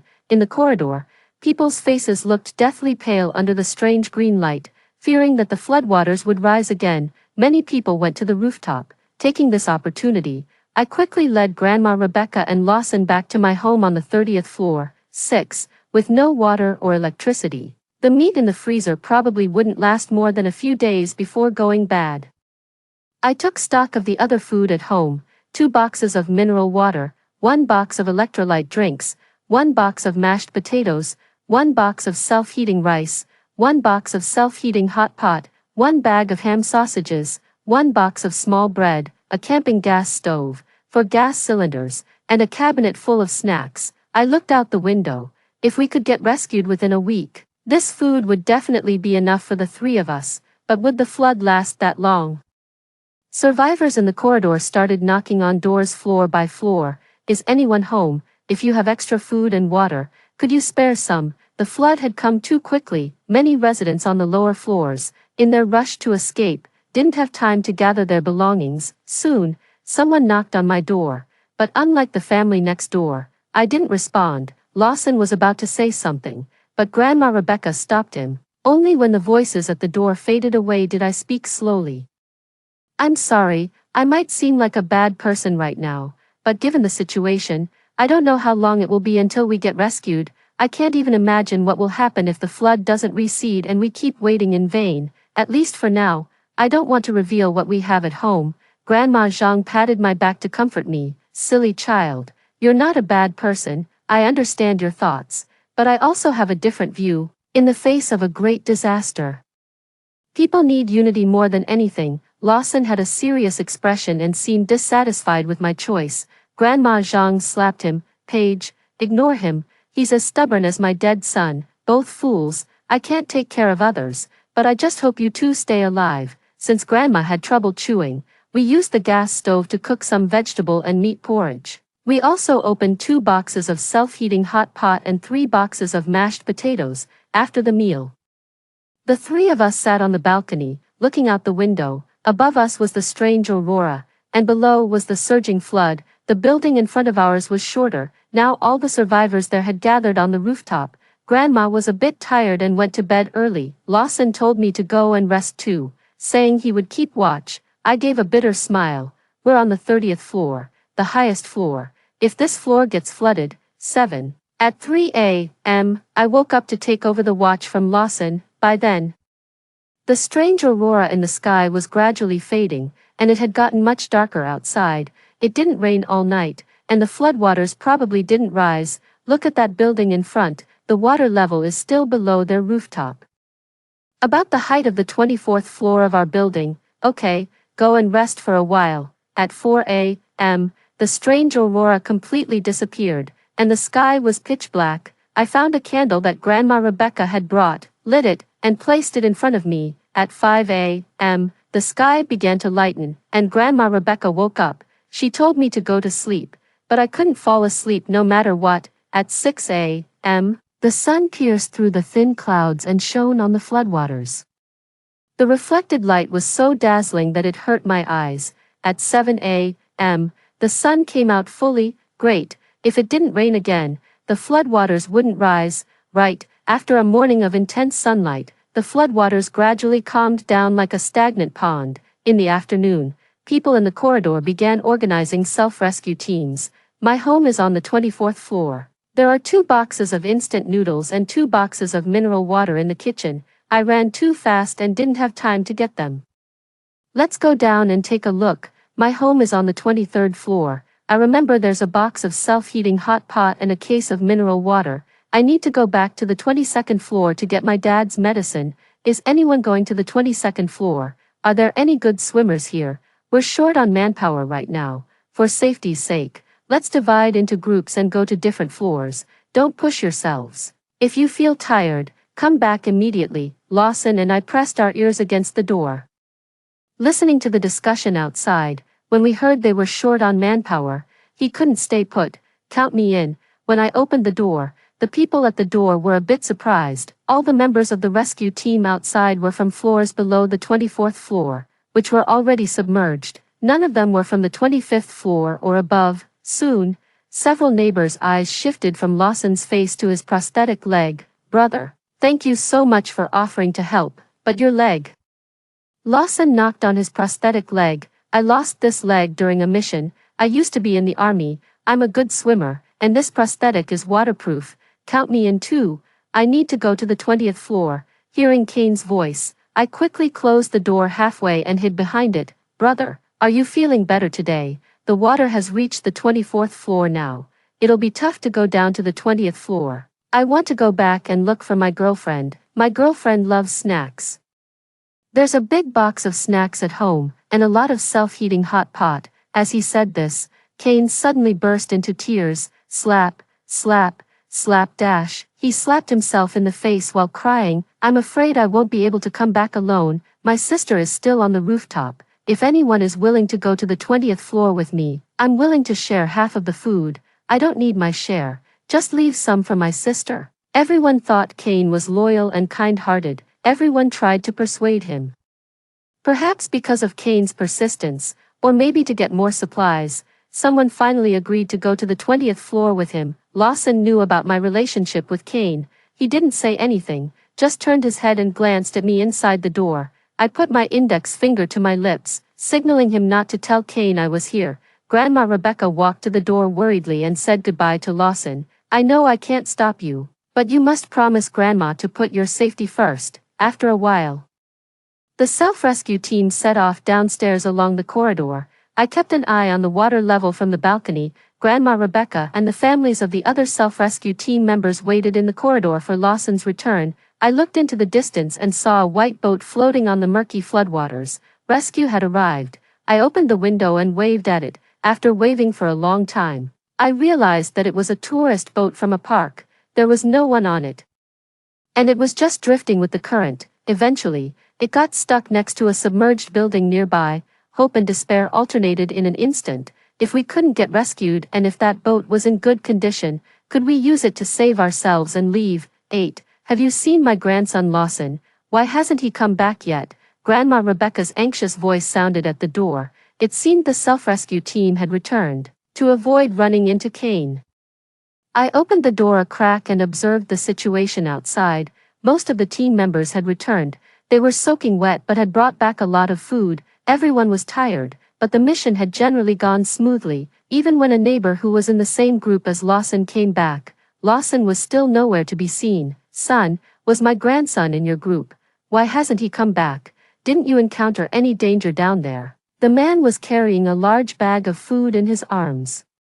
He waved his hand and rushed towards the rooftop. The team leader put the food on the rooftop and then returned to the stairway to wait. Let's wait for another 5 minutes. If they don't come back, a few of us will go down and check again. As soon as he finished speaking, Kane and the 2 people in his group came back. When Phoebe saw Kane, she hurried up to meet him. He handed her the bag of food and medicine, then knelt on the ground and refused to get up. She's dead. Paige is dead. I couldn't find her, not even her body. The people around tried to comfort Kane, telling him to accept the loss. Looking at Kane's appearance, I felt nothing inside. Phoebe tried to pull him up to the rooftop to rest, but she couldn't budge him. At this moment, everyone's attention was on Kane. except for Grandma Rebecca and me, who were staring at the stairway. Lawson, you're finally back. Grandma, I'm okay. Brother, are you hurt? I'm fine, I just ran into a little trouble.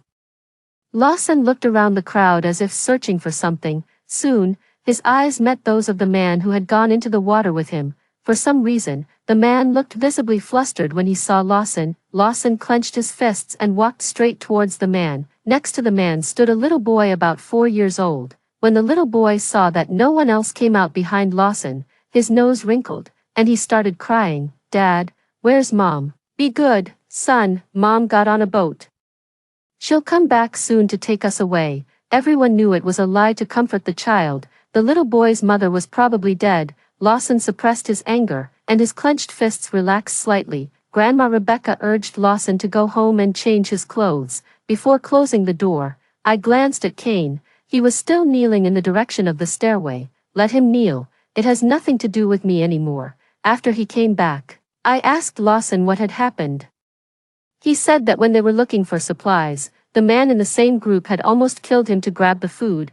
We have enough food at home, don't go again. Unexpectedly, Lawson shook his head as soon as I finished speaking. It's okay, if they go down to look for supplies again tomorrow, I'll still go and help. I'll talk to Levi, the team leader, later and remind everyone to be careful.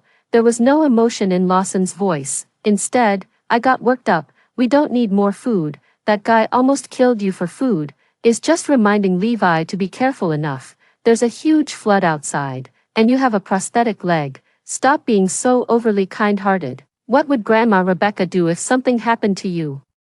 Facing my outburst, Lawson didn't get angry. He just said calmly, when Chinese people face natural disasters and man-made calamities, they don't fear hardships, difficulties, or even death. In times like this, only unity can see us through. Looking exhausted, Lawson dragged his prosthetic leg to his room to catch up on sleep after saying that. Later, Grandma Rebecca told me that Lawson's father had sacrificed while fighting the massive floods in 1998.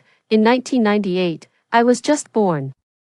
And Lawson was only 1 year older than me. That year, 300,000 soldiers jumped into the river to set up defenses. They built dams with their own bodies, one after another being swept away by the flood. Lawson has no memories of his father. He can only look at photos and search for memories of his father in flood-fighting documentaries again and again. Later, he also became a soldier. Maybe it's the sense of mission of a soldier. He's as stubborn as my son. Paige, don't be angry. Just then, there was a knock on the door. It was Levi, the initiator of the self-rescue team. He brought half a bottle of water and 2 packs of instant noodles. How's Lawson? This water is clean. No one has drunk from it. I just poured out half a bottle. If it's sunny tomorrow, we'll go down again. Grandma Rebecca looked at the food Levi brought but didn't take it. We still have enough food. Lawson just wants to help. You can give these to others, Grandma. Don't be polite. I'll just leave them here. Levi said and dashed away, looking at the half bottle of water and 2 packs of instant noodles outside the door, then at the food and water inside. I felt mixed emotions. 9. Before the 3rd day arrived, the plan to dive downstairs to search for supplies fell through. It rained all night. The floodwaters, which had seemed calm, became turbulent again. Overnight, the water level rose to the 26th floor. The buildings in front of ours, which were slightly shorter, were completely submerged. Just yesterday, the rooftop of that building was still full of people. The rain didn't stop until noon. As the clouds dispersed, the sun began to scorch the earth again. By then, the floodwaters had risen to the 27th floor. If it continued to rain, the water might flood the 30th floor tomorrow. I looked for the boat that had drifted over from the park with the floodwaters yesterday, but it was nowhere to be seen after the night. Suddenly, there was another knock on the door in the corridor. The person knocked on the doors of all the neighbors on the 30th floor. When I opened the door, she was kneeling in front of the neighbor's door, holding a child. I'm sorry to bother you. My child has had a fever all night, and it won't go down. Do you have any fever medicine? Please help me. Behind the woman was a familiar figure, Phoebe. She seemed to be helping. When I leaned out to look, I happened to meet Phoebe's gaze. Her eyes were full of shock when she looked at me. You're not dead. The neighbor didn't have any medicine in stock. The mother quickly turned to look at me. Don't worry, I should have some cold medicine, but it's for adults. If you're sure you want it, I'll go look for it. Okay, adult medicine is fine. I'll give my child a quarter of the dosage. Thank you so much. She was about to kneel to thank me, but I quickly held her up. Wait a minute. At the same time, Kane's voice came from the corridor. Phoebe, where did you go? At this, Phoebe's expression visibly panicked. She quickly grabbed the mother beside her and pushed her towards my house. I deliberately blocked the door, preventing her from succeeding. I asked Grandma Rebecca to bring the medicine box and let the mother and child into the house. Phoebe was left outside, and I slapped her hard. I knew what Phoebe was up to. She didn't want Kane to see me. Ridiculous. As if I wanted to see Kane. With our lives at stake, I'm not going to play any emotional games with you. You hit me. How dare you hit me? A lot of people upstairs are sick. Why didn't you take out your medicine earlier? You didn't open the door when we knocked these past few days. Are you hiding a lot of food and water? You're so selfish. You won't share them. Paige, listen, I know, you forcefully occupied someone else's house. That's why you're guilty. Slap. I slapped Phoebe again. Phoebe, get this straight. I'm the one giving the medicine, not you. This house is mine, not yours. Who do you think you are, pretending to be a good person here? Woo, you're hoarding supplies, you're selfish, you're bullying people. I'm going to tell Kane, I'm going to tell everyone. Kane had already followed the sound. When he saw Phoebe crying, he was about to question me, but when he saw me, he swallowed the words that were on the tip of his tongue. Shock and joy alternated on his face. Paige, you're still alive. That's great. I've been suffering these past few days. It must be that God heard my prayers. Our love must have kept you alive. We will definitely survive. I will definitely give you a grand wedding. He stepped past Phoebe and walked quickly towards me, opening his arms to pull me into an embrace. Initially, I wanted to push Kane away, but seeing Phoebe's face turn red with anger, I stopped. Phoebe's hands were shaking with anger. She stood behind Kane and tugged at the hem of his clothes. Kane, Paige, she hit me, Phoebe cried pitifully.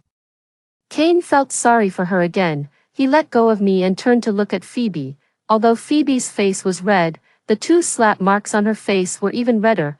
Kane looked at me with an expression. Paige, Kane, when the flood came, you ran away with her in your arms. Do you know how painful it was when my nose and mouth were filled with muddy floodwater and I couldn't breathe? That morning, if you hadn't left, you would have known that this house was supposed to be our wedding home. After all that's happened, how do you have the nerve to think I still want to marry you? Even if the end of the world comes, I'd rather die than be with you. The expressions on Kane's face changed rapidly. He knelt on the ground and begged me to forgive him desperately. Wonder when Lawson had stood behind me. Kane, who had been crying his eyes out, suddenly stopped. He looked at Lawson with resentment. Is it because of him? Did you fall in love with someone else long ago? I was almost angered into laughter. Kane was always like this. In the end, all problems were always my fault, but it doesn't matter.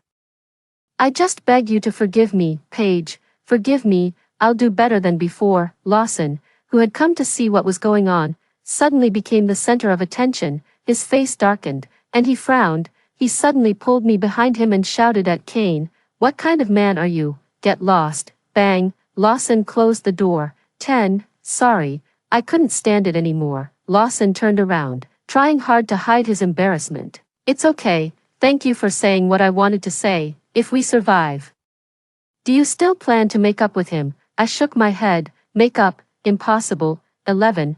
After taking the cold medicine and drinking several large glasses of hot water, the sick child finally, I wasn't sure what caused her illness, so I took out all the antiviral and anti-inflammatory drugs at home. I don't know much about how to medicate children. See if you need these. Thank you so much. Due to the all-night rain, no one was willing to go downstairs to search for supplies in groups.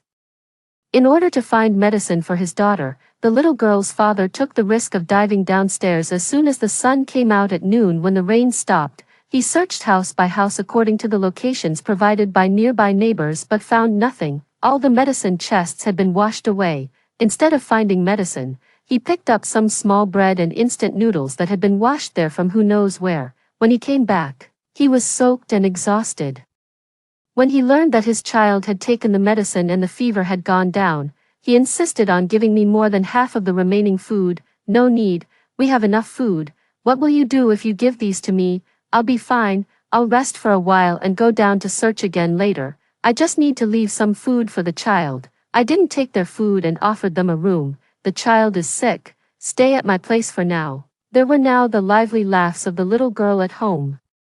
She didn't seem to understand what the flood outside meant. She only knew that being with her parents was the happiest thing. I suddenly missed my parents very much. I wondered how they were doing. 12. On the 4th day after the flood broke out. Thankfully, it was a sunny day without rain. The self-rescue team organized another dive to search for supplies. When Lawson went out, he saw Kane kneeling at the door. Page, I ignored him. After telling Lawson to be careful, I closed the door again. I heard that he knelt at my door for a whole day and night. 13. On the 5th day after the flood, the strange aurora didn't appear again, and the blood-red mist completely dissipated. Looking at the bright sun in the sky, everyone seemed to regain hope for survival. After 2 days of diving and searching, almost all the available food and water had been retrieved, according to Lawson. Kane had been kneeling at my door for 2 days and 2 nights. 14. On the 6th day after the flood. When the sun rose, everyone breathed a sigh of relief, but soon fell into despair. When would the rescue arrive? How much longer could we hold on? The floodwaters had stopped rising after reaching the 29th floor and remained at that level for 2 days. The little girl who had been sick at my place recovered after taking medicine for 3 days. The camping gas stove at my home completely stopped working, due to the arrival of the little girl's family.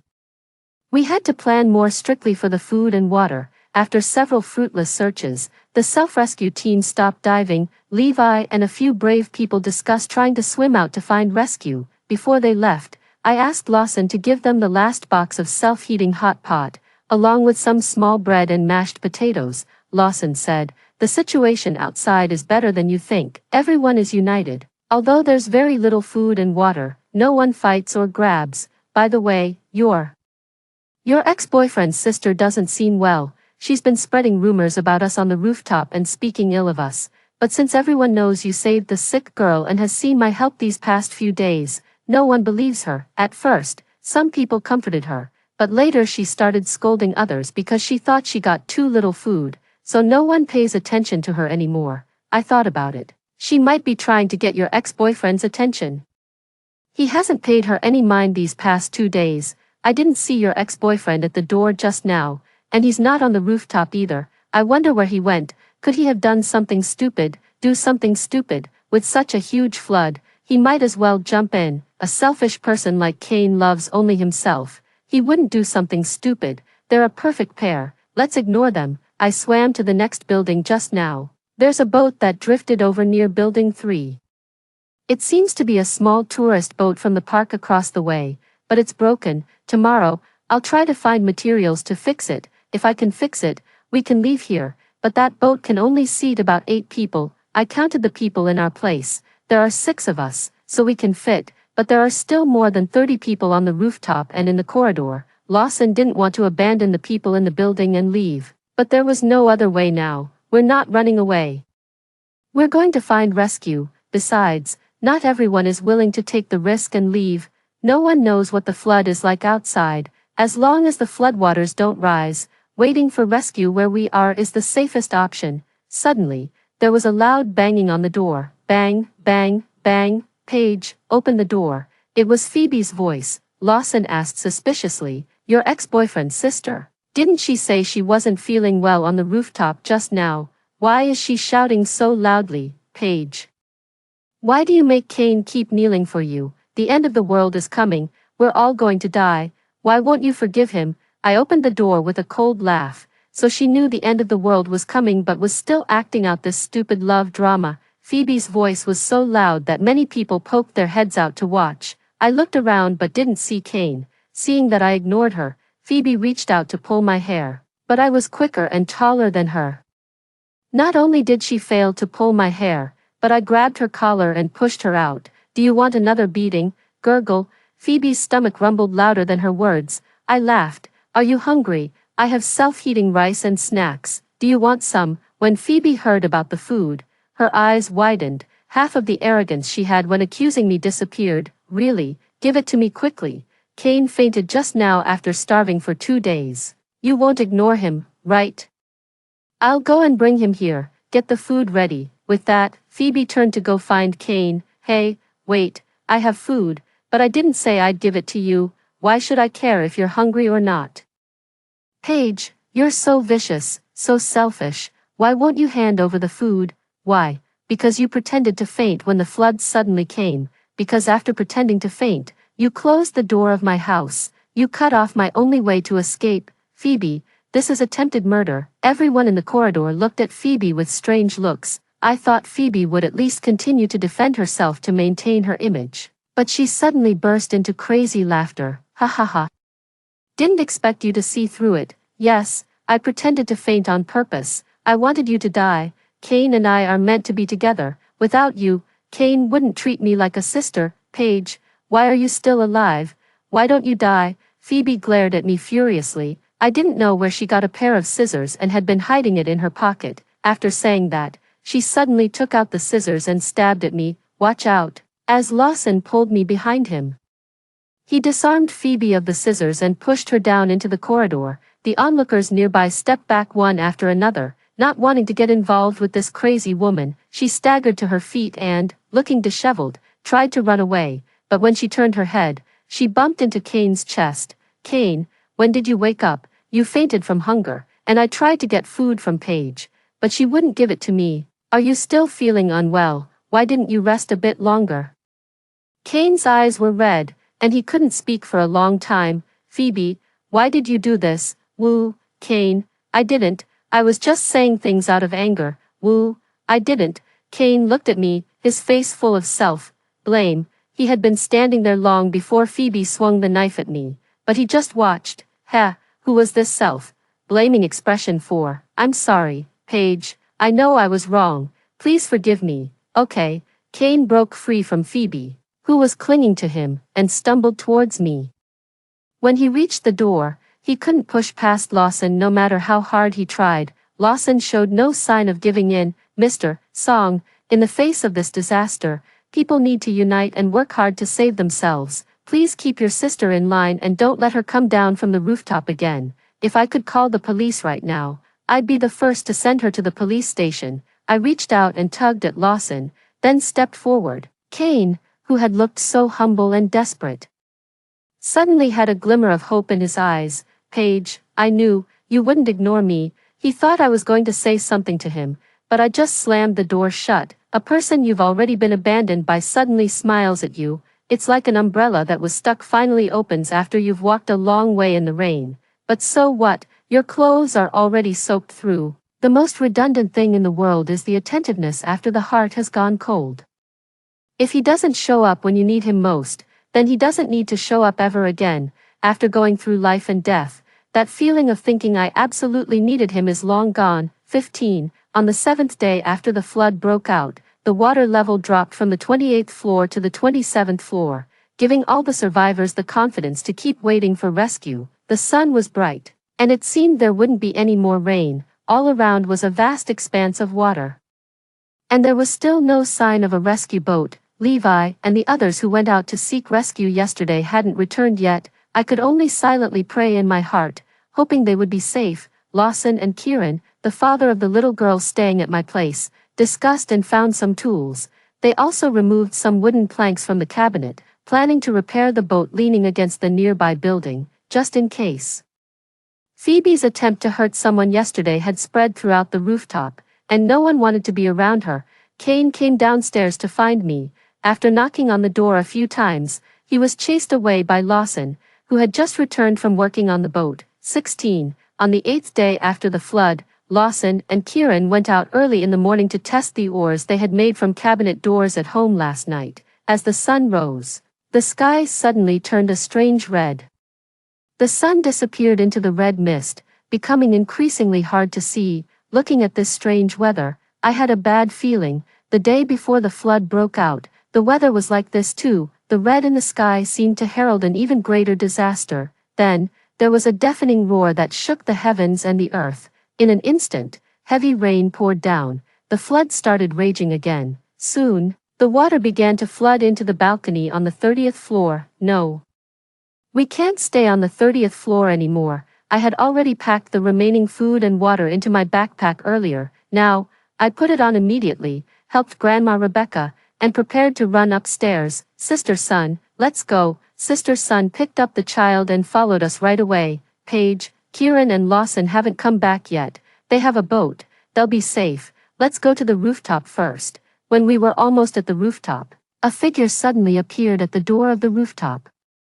It was Phoebe. She looked back at me, her eyes suddenly dimming, and then she slammed the door shut with all her might. Damn it, I pounded on the door desperately, but it didn't budge. The sound of the rain was so loud that my shouts were drowned out. The door still didn't open. No, we couldn't wait any longer. Let's go back and wait for Lawson and Kieran. The water level is rising, and their boat can come right up to the edge of our balcony. When we got back home, the floodwater was already rushing into the living room. In the rainstorm, a frightened swallow flew over the water. It couldn't find a place to shelter from the rain, so it could only hide its fear of the storm deep in the flood. We didn't have wings, and we had nowhere to go. I took a bright, colored piece of clothing and waved it out of the window as hard as I could. It was foggy outside, and I couldn't see clearly. I just hoped Lawson and Kieran could see us. Lawson, Kieran, we're here.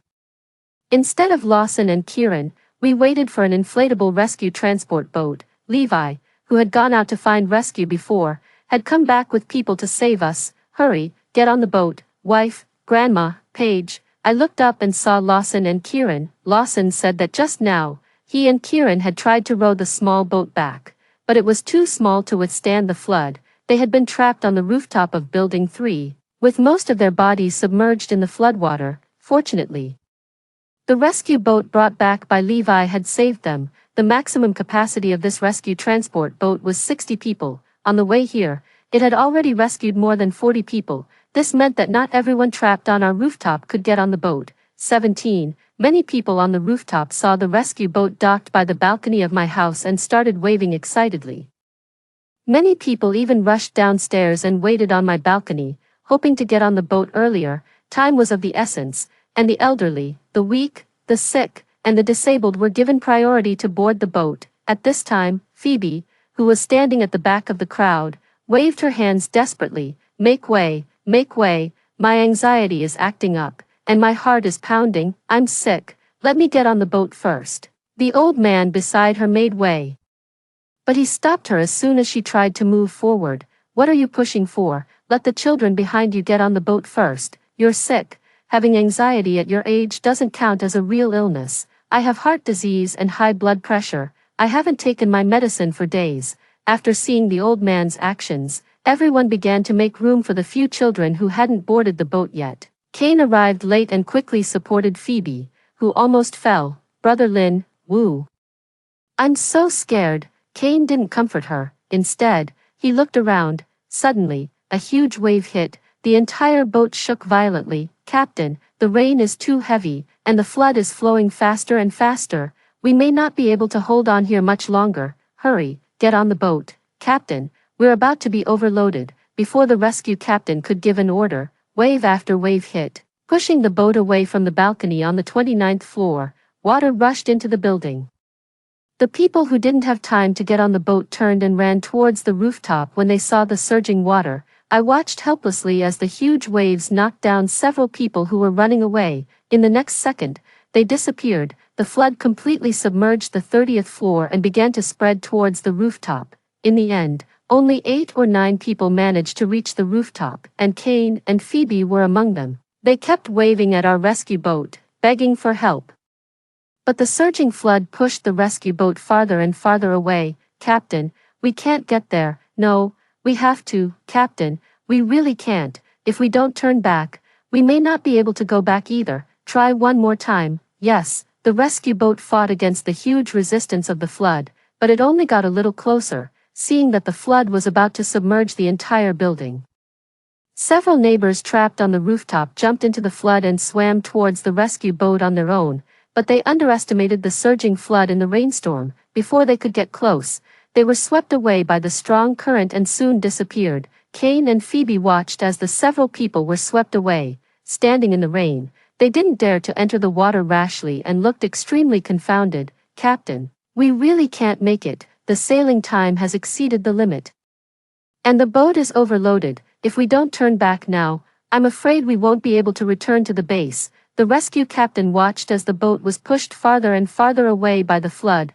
Gritting his teeth and clenching his fists, he held back his tears and made the decision to return. I'm sorry. He picked up 2 life rings on the boat and threw them towards the building with all his might. One of them landed on the rooftop. Phoebe broke down and cried in the rain. What do you mean? Why don't you come over? Come back. Kane didn't say a word. He just stood there in the rain, seemingly having lost the will to survive. As the boat got farther and farther away, the figures of Kane and Phoebe gradually disappeared into the vast flood. It was difficult to navigate the boat in the flood during the rainstorm. From time to time, it would hit the tall buildings hidden beneath the floodwater. After a thrilling journey, it wasn't until the rain stopped in the afternoon that the rescue team got back on the normal route. The entire J City was submerged. In the evening, our boat arrived at Xianshan, the highest mountain on the outskirts of J City. Xianshan is 1,672 meters high, and its location is higher than that of J City. By now, the flood had reached the foot of the mountain. This was probably the shelter for all the survivors in J City at the moment. It rained continuously for another week.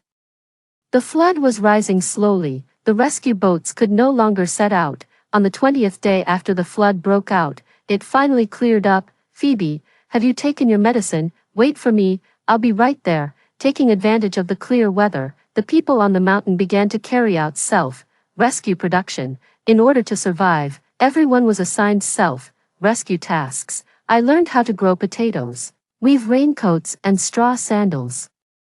I also got to know many kinds of medicinal herbs and wild mushrooms in the mountains.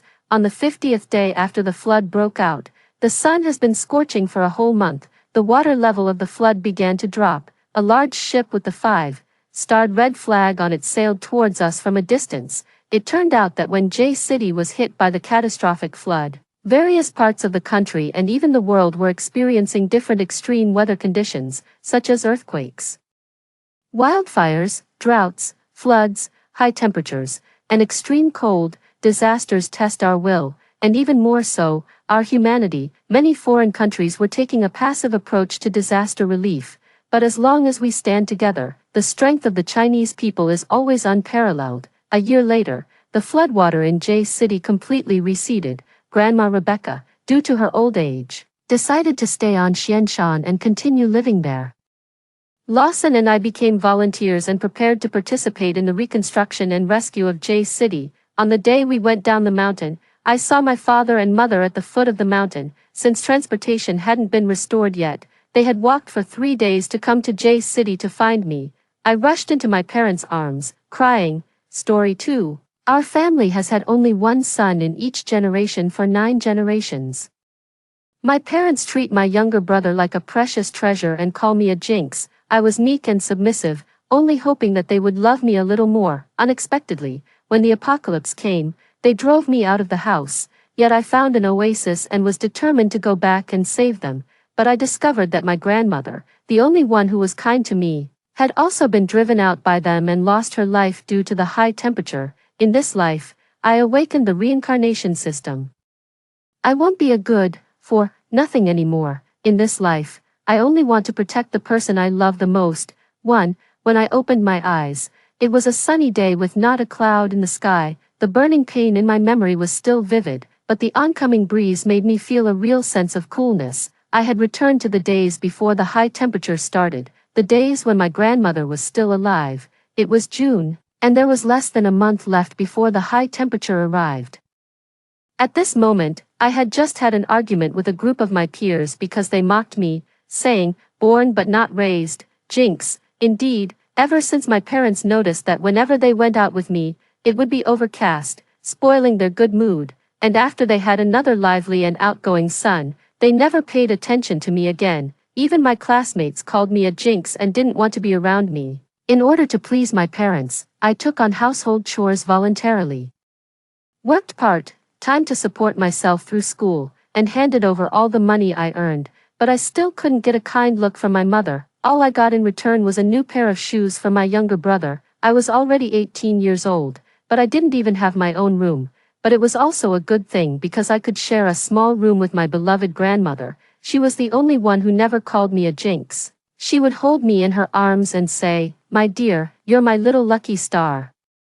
Who said I had no one to raise me? My grandmother was the one who raised me, but as I grew up, my grandmother grew old. In the previous life, in order to give my younger brother more resources, my parents drove me out of the house. However, I accidentally awakened the survival system and discovered a potential oasis, but when I went back to pick up my family, I unexpectedly saw my grandmother's shriveled body 3 kilometers away from home.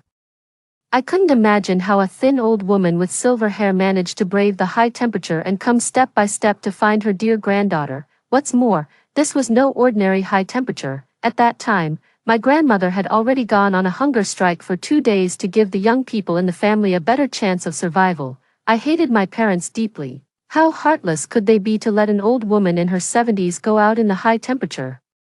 They didn't just not know that this would be a farewell, they knew it but still wanted my grandmother to die, because the water source was decreasing, the food was being consumed, and with one less person, they would have a greater chance of survival. Fortunately, my grandmother was still alive now, and my survival system had also been activated. This time, I wouldn't be a good for nothing anymore. I had a month to prepare, for my grandmother and for myself.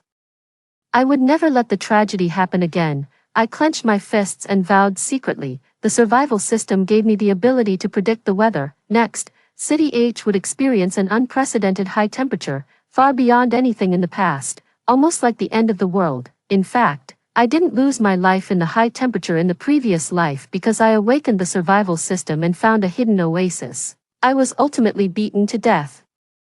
When I brought my grandmother's body back to my parents' place and begged them to let her be buried properly, my dear parents and younger brother beat me to death because they were afraid that I had come to take their resources. The last sight in my previous life was my younger brother hitting me with a wooden stick again and again, while my parents watched coldly. Therefore, I no longer wanted to be a savior. I could only tell them the information I knew. And whether they believed it or not was up to them. I wouldn't get involved in other matters. After recalling everything, I wiped the wounds on my body and limped home. As soon as I opened the door, I heard my dear younger brother analyzing the weather for my parents word by word and telling them that he had awakened the ability to predict the weather. "Mom, Dad, I've awakened the ability to predict the weather. The temperature will drop sharply next. You must take cold-proof measures." Hearing my younger brother's words, I became extremely angry. If my parents really did as he said, it would definitely lead to disaster. Remembering their cries in the high temperature in the previous life, I still couldn't bear it. I informed my parents, "There will be an unprecedented high temperature next. You must prepare supplies in advance to deal with it." But I was mercilessly mocked. "You just like to oppose your younger brother. Isn't every summer the same, if you want to cheat money? Stay away." I forced a smile. This was truly incredible. I looked at my younger brother. He stared at me and showed a strange smile. I suddenly remembered that when I returned home in the previous life, I found that the temperature inside was much higher than the high temperature outside. Could it be that my younger brother also had a system? I stopped arguing and turned to enter my grandmother's room. The stairs creaked, a familiar sound that made me feel warm. My grandmother and I lived in a small attic on the second floor. My younger brother had his own room, which was big and bright. We were twins, but since childhood, my body had been much better than his. My parents said that I had taken away his nutrients, so they had disliked me since I was a child. Moreover, after they found that taking me out always brought bad weather, while taking my younger brother out brought sunshine, they hated me even more. What's more, in their hearts, my younger brother was the one who could take care of them in the future. Fortunately, I still had my grandmother. Since I was a child, whatever my younger brother had and I didn't, my grandmother would find a way to get it for me. My grandmother paid my tuition fees. My mother thought my grandmother was biased, but wasn't she herself just as biased? The sunlight shone on the rattan chair. My grandmother held a palm leaf fan and looked out the window, lost in thought. I walked up to my grandmother and said, "Grandma, shall we move out?" My grandmother shakily took out a savings book from the drawer and handed it to me. This was the dowry money she had saved for me. "It doesn't matter. Grandma will support whatever you want to do, my dear." My eyes began to well up with tears. Since I was a child, I had been excluded by my parents and envied my younger brother, but because of my grandmother, I had never really experienced a difficult life. I told my grandmother about the high temperature in the previous life. She didn't say anything, just held my hand tightly. Those who love you will naturally trust you. My grandmother was very thrifty and had saved up 800,000 yuan, but I didn't accept the money. Instead, I found the lucky money I had saved. In fact, my parents didn't trust my younger brother that much either. They just doted on him. However, they also bought some cold-proof supplies, at my younger brother's strong request.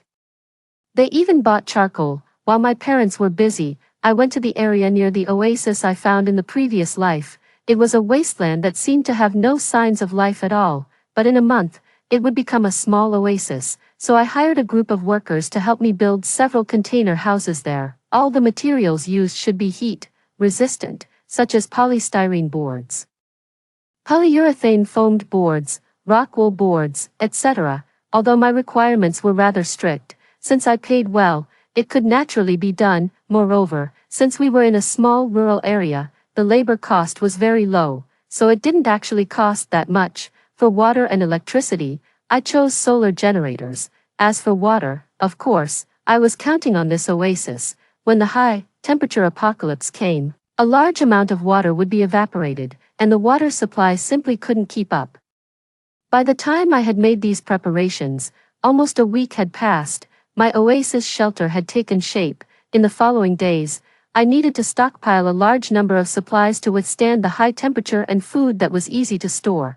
But it was summer now, and the prices of the supplies I needed were not low. Just as I was worried, the weather in City H suddenly changed. It rained heavily for several consecutive days. Even the temperature suddenly dropped below zero. This drop in temperature was very strange. Unlike the usual minor fluctuations, it had caused panic. I had to take out my winter down jackets and wear them. At this time, my parents began to show off. My son is so smart. He could predict this big drop in temperature in the middle of summer. Fortunately, we were prepared. Now, in their eyes, my younger brother had become a genius, and what I had said before now seemed almost impossible. The temperature dropping below zero in the middle of summer naturally made people panic. Some even said that the Earth was about to enter an ice age. Everyone went crazy buying cold-proof supplies. How could this be? Could my survival system be wrong? Ding, system reminder. The extreme environment on Earth has been activated. This temperature drop is a hint of the high temperature apocalypse. I hope the host can seize the opportunity and pass this test. It took me a long time to understand what the system said. In fact, it meant that there would still be a high temperature apocalypse next, and this was just making everyone go in the opposite direction. If everyone prepared for the cold at this time, but then endured the high temperature, it would naturally be a disaster. At the same time, my grandmother secretly handed me a lottery ticket. I asked Grandpa Hugo to buy this for me before, check it for me and see if I won. My grandmother handed me a crumpled lottery ticket. To my surprise, when I checked, I found that it had won 50 million yuan. I secretly told my grandmother the good news, but she seemed very calm. Go and do what you want to do. My grandmother was so calm that I began to wonder if she knew everything. 3. Thinking of this, I put on my down jacket and went to the market to buy the supplies needed to withstand the high temperature. Many merchants were selling their goods at low prices, so I got a great bargain. With 50 million yuan in hand, I decided to upgrade the shelter for my grandmother and me. There was a dilapidated villa near the oasis. I actually wanted to buy it before, but the seller insisted on 1 million yuan and wouldn't budge. Now I could finally buy it. Unexpectedly, when I called, the seller was willing to sell it to me for only 800,000 yuan. Because of the disastrous weather in City H, they decided to move to the south. I thought carefully and suggested that they move to the north because there might still be a chance of survival in the north during the upcoming high temperature weather. I quickly completed the transfer procedures. I almost bought all the heat relief supplies in City H, solar generators, freezers, refrigerators, air conditioners, fans, and even stored a large amount of ice in the basement. In terms of food, I even set aside an area in the villa and equipped it with a temperature control system to ensure that my grandmother and I could eat fresh vegetables. I also prepared a lot of medicines, especially those related to heatstroke. The original owner of this villa built it for preventing sunstroke, so the materials used were heat, insulating and fire-proof, which saved me a lot of trouble. Now the supplies stocked in this villa could ensure that my grandmother and I could live comfortably for 20 years. During these days of going out early and coming back late, my parents and younger brother had all gained weight. They wrapped themselves up tightly every day, and because of his predictive ability, my younger brother was even more pampered by my parents. He could get whatever he wanted. They didn't care at all what I was doing every day. They even filled the small attic where my grandmother and I lived with charcoal. The already narrow space became even more crowded. My grandmother and I lay on the small bed together, and I hugged her tightly. "Grandma, we'll have a good life soon." My grandmother hugged me back, as warm as ever. Early the next morning, my parents were waiting for my grandmother and me with 2 suitcases. "Mom, you've seen the situation at home. It's too cold, and I'm afraid you can't stand it. You and go and stay in our hometown for a while. It's quiet and warm there." My mother said this with great sincerity, but we all knew the conditions in our hometown, the rickety house and the shabby furnishings. In the end, my mother just wanted to drive us out. In such an extreme living environment, our departure would relieve a lot of burden for them. I called a car, although it was absurd for such weather to appear in June, under the reassurance of the relevant departments. Everyone had begun to restore normal life order. Well, we could just live as if it were winter. My grandmother and I came to the villa I bought. My grandmother stood at the door, hesitant to go in. "Grandma, this is your villa." I took out the property deed, which was in her name. This was our home. It took my grandmother a while to accept all this. Looking at the supplies all over the house, she wasn't surprised at all.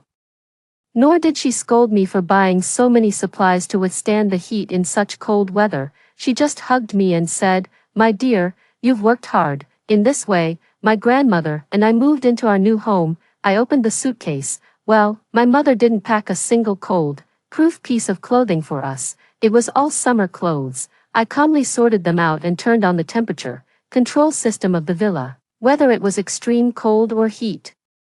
My grandmother and I could get through it safely. Moreover, I always believed in my judgment of the weather. Sure enough, the next day, the rain in City H stopped, and the temperature began to rise. Everyone was cheering, thinking they had survived this disaster, but they didn't know that a greater disaster was yet to come. The temperature rose rapidly. Out of concern, my grandmother and I went home a few times. However, we found that the cold-proof supplies at home had increased instead of decreased, perhaps because we had experienced it before. We were still haunted by fear, but my younger brother is supposed to be able to predict the weather. Why doesn't he know that a high-temperature apocalypse is coming? I looked at my younger brother, and his eyes were evasive, as if he was hiding something. Ding, the survival system prompts. There was a system malfunction before, and there was an error in the release of the temperature drop news. Part of the system has been taken back. Oh, it turns out that my younger brother's system has been recovered, but he is still stubbornly insisting that this is just a temporary warming. That's why my parents have placed so many flammable items at home. I tried to persuade them for a long time. They said, "You're just jealous of your younger brother. You're not convinced that he has this ability, so you want to cause trouble." How could I have given birth to such an ungrateful child? Everyone has their own destiny, so I decided not to meddle in this matter anymore. But unexpectedly, their retribution came quickly. The high-temperature weather lasted for several days, and the charcoal at home spontaneously combusted. The small attic where my grandmother and I lived was burned to the ground. Our family suffered heavy losses, and now the weather is getting hotter and hotter, and there are more and more cases of heatstroke. Many people have collapsed under the sweltering heat. At the same time, my parents found out about my large-scale purchase of heat relief supplies before. My parents know how much money I have, fortunately, because of the temperature drop. I bought goods at low prices. Although I spent a lot of money, it was still beyond my financial means.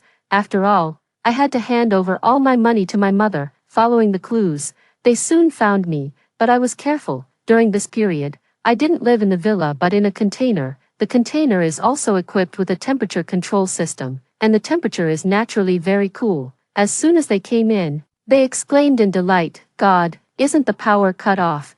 Why is it so cool here?" When my parents saw me, they started scolding me, "You're so young, but you're not learning well, you're squandering our money and enjoying yourself here.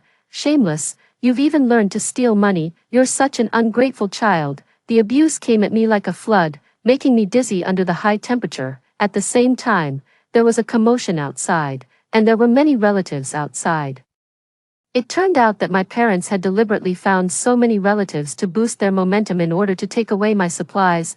I don't know why they were willing to come in such high temperature, but I soon found out. "Open the door quickly and let us in. Didn't we agree to divide the supplies together? Why are you going back on your word? Don't forget, we still have your son in our hands." It turned out that my parents had promised these relatives that they would divide my supplies among them in exchange for their help. They also gave all the supplies to my younger brother. Looking at the pale faces of my parents, I knew that they didn't want to divide the things at all. Now these supplies of mine are more precious than gold, but because of my younger brother, my parents still opened the door. These relatives rushed forward. Some were carrying water, some were holding vegetables, and some were trying to remove the solar generator. I just thought it was ridiculous. Looking at this scene, my parents felt very distressed. After all, these things could have belonged to them. Since they had nowhere else to vent their anger, they took it out on me. "If you hadn't stolen the money, we wouldn't need their help. How much money do you still have? Hand it over." "That's our money, that's my money." Suddenly, a familiar voice rang in my ear. The old woman walked towards me step by step with the help of a cane. She pushed aside those people and stood in front of me, scolding loudly. I gave her the money.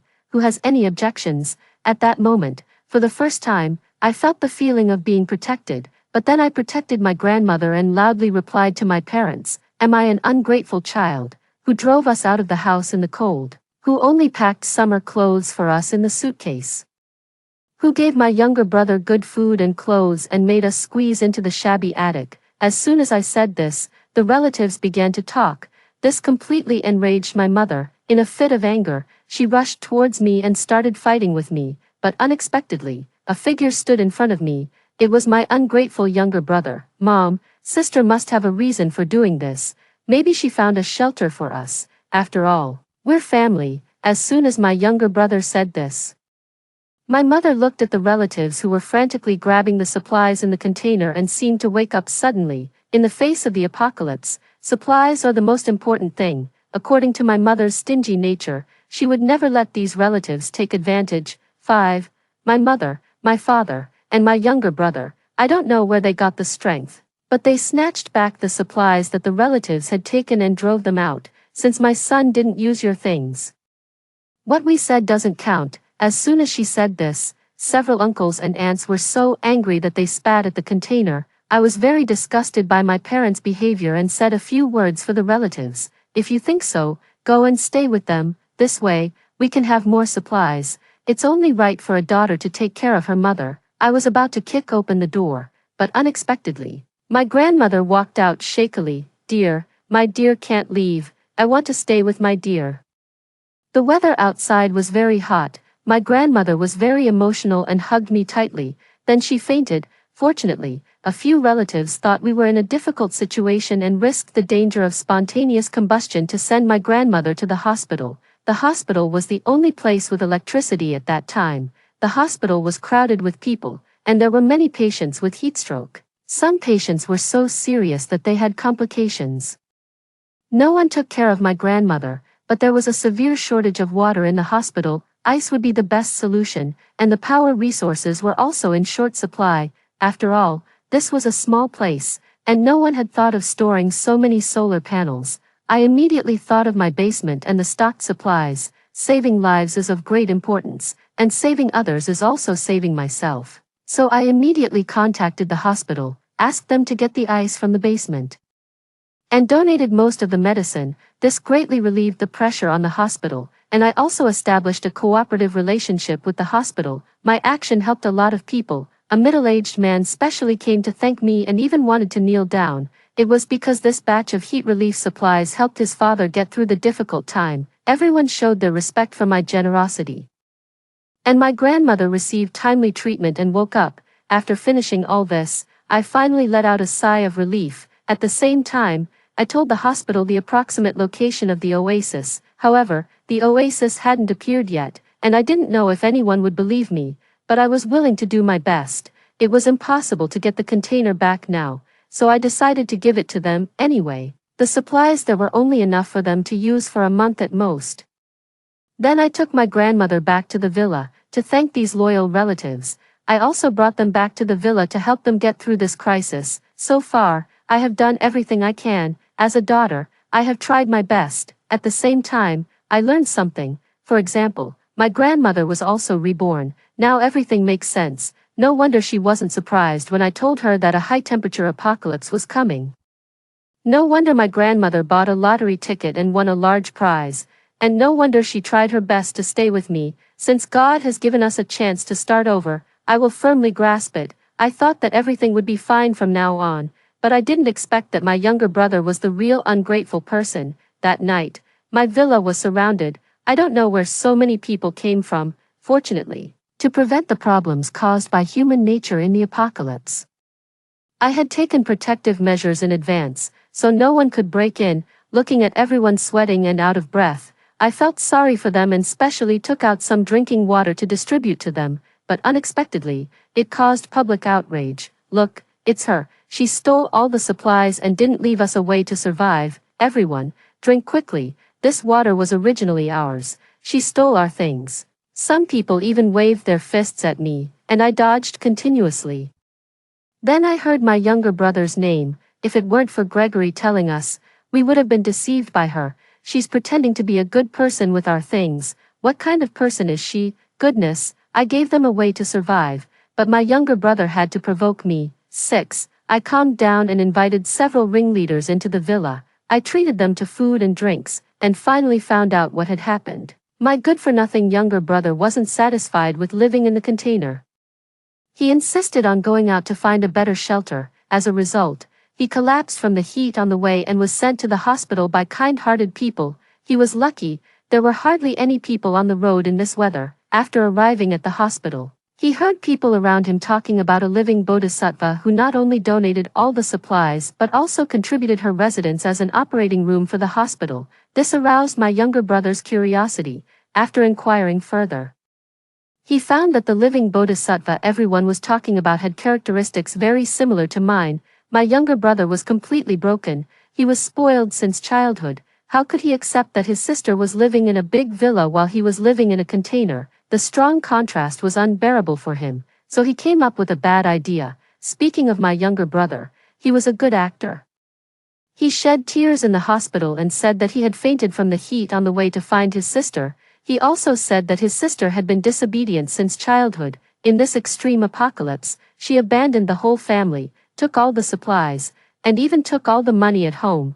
That sister he was talking about was me. My younger brother also said that he had the ability to predict the weather before the big temperature drop. He specifically told the people around him to stockpile supplies. He had also predicted this high temperature. At this time, our former neighbor stood up and testified that before the big temperature drop, he had indeed seen that our family had stocked a lot of cold-proof supplies. This made my younger brother's words more convincing. Even more incredibly, my younger brother blamed the fire in our house on me. He said that I deliberately set the fire to harm people and steal the supplies at home.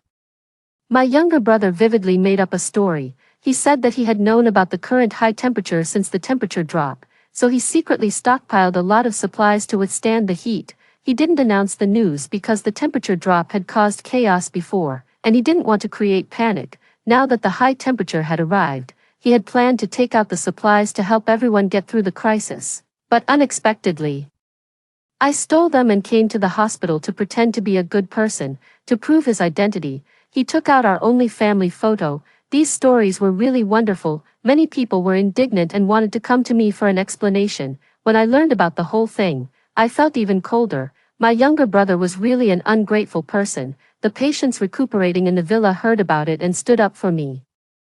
An old man even wanted to pull out the infusion tube in his hand and go down to confront them. Seeing this scene, I felt that my efforts hadn't been in vain. Giving should have rewards. I took the house purchase contract and the list of supplies I bought before and walked out of the villa. I showed them to the people outside one by one. At the same time, the hospital director rushed over. "What are you doing? Josephine is our benefactor. If it weren't for her, how could we save so many heatstroke patients? Where would the hospital get so many power generation devices to maintain the ventilators? At the same time, the bosses who sold me the equipment and medicine recognized me. It's her. She's the one who bought the solar panels. She's the one who bought the medicine. My younger brother still didn't give up and shouted loudly. Even if she bought them, she used our family's money. The crowd started talking. Indeed, it was not a small amount of money to buy so many things. At this moment, a bank staff member stood up.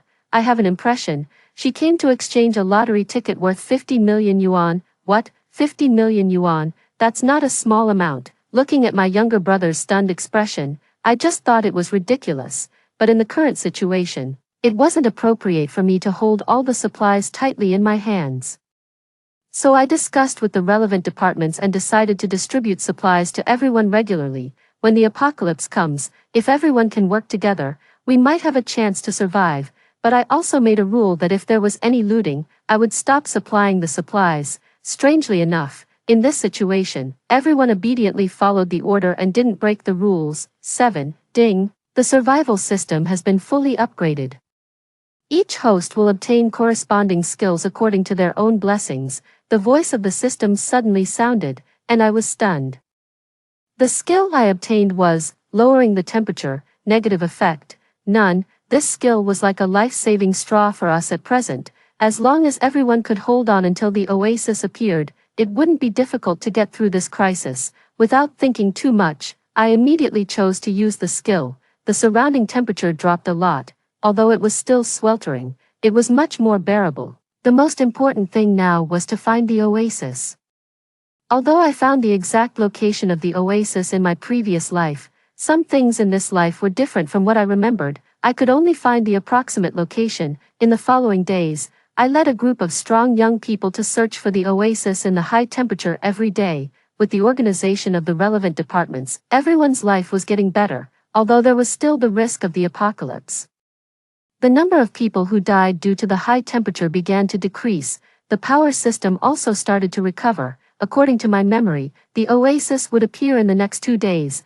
As long as we found the oasis, we would be saved. At this time, my younger brother actually started a live broadcast, claiming that he had found the oasis and also showed the abundant water resources at home. Many people had hope after watching the live broadcast. Gregory also launched a team activity, saying that those who found the oasis with him could share the resources. The team I led searched for a week but didn't find the oasis. I didn't believe that Gregory could find it, but many people believed him and left my team one after another. I watched them leave coldly. In the face of the disaster, everyone has their own choices. Everyone has to be responsible for their own choices. The temperature in these 2 days was extremely high. Even if I used my temperature lowering skill continuously, I could only maintain a safe time of 1 hour, but I found that the team led by Gregory could search all day. Gregory's face occupied the whole screen in the live broadcast, and it was obvious that he wanted to become famous. The outside temperature had reached 45 degrees,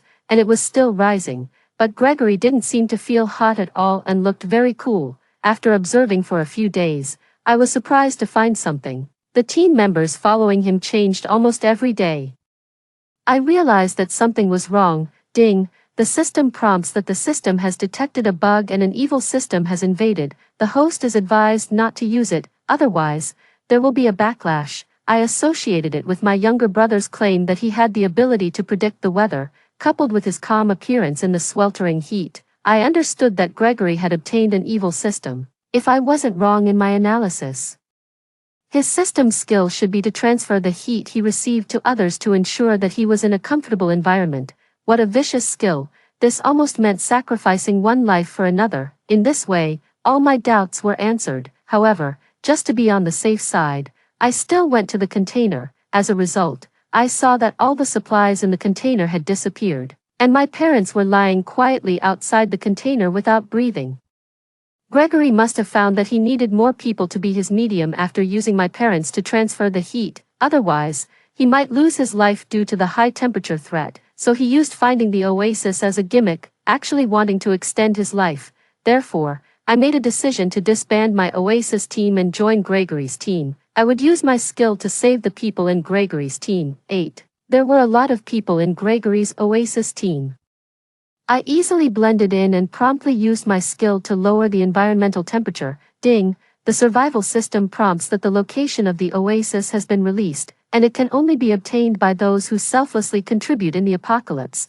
There was no doubt that I got the location of the oasis. Looking at my younger brother who was blindly moving forward, I knew that he didn't receive it. I first sent the location back to the shelter and let everyone go there.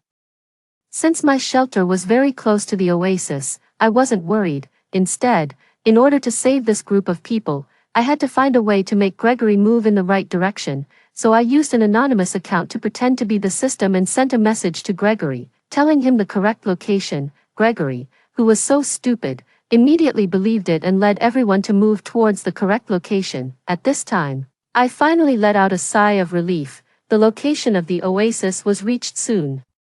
The surrounding temperature dropped a lot and returned to a comfortable temperature that the human body could bear. Seeing that the residents of my shelter had all come near the oasis, I finally felt at ease. Everyone was cheering. At this moment, Gregory, who was live broadcasting with his phone in hand, fell down.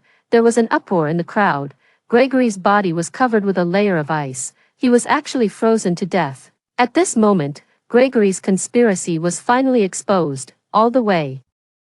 Gregory maintained his comfort by transferring the heat. Even in the high temperature of 45 degrees, he felt as if it was only 20 degrees.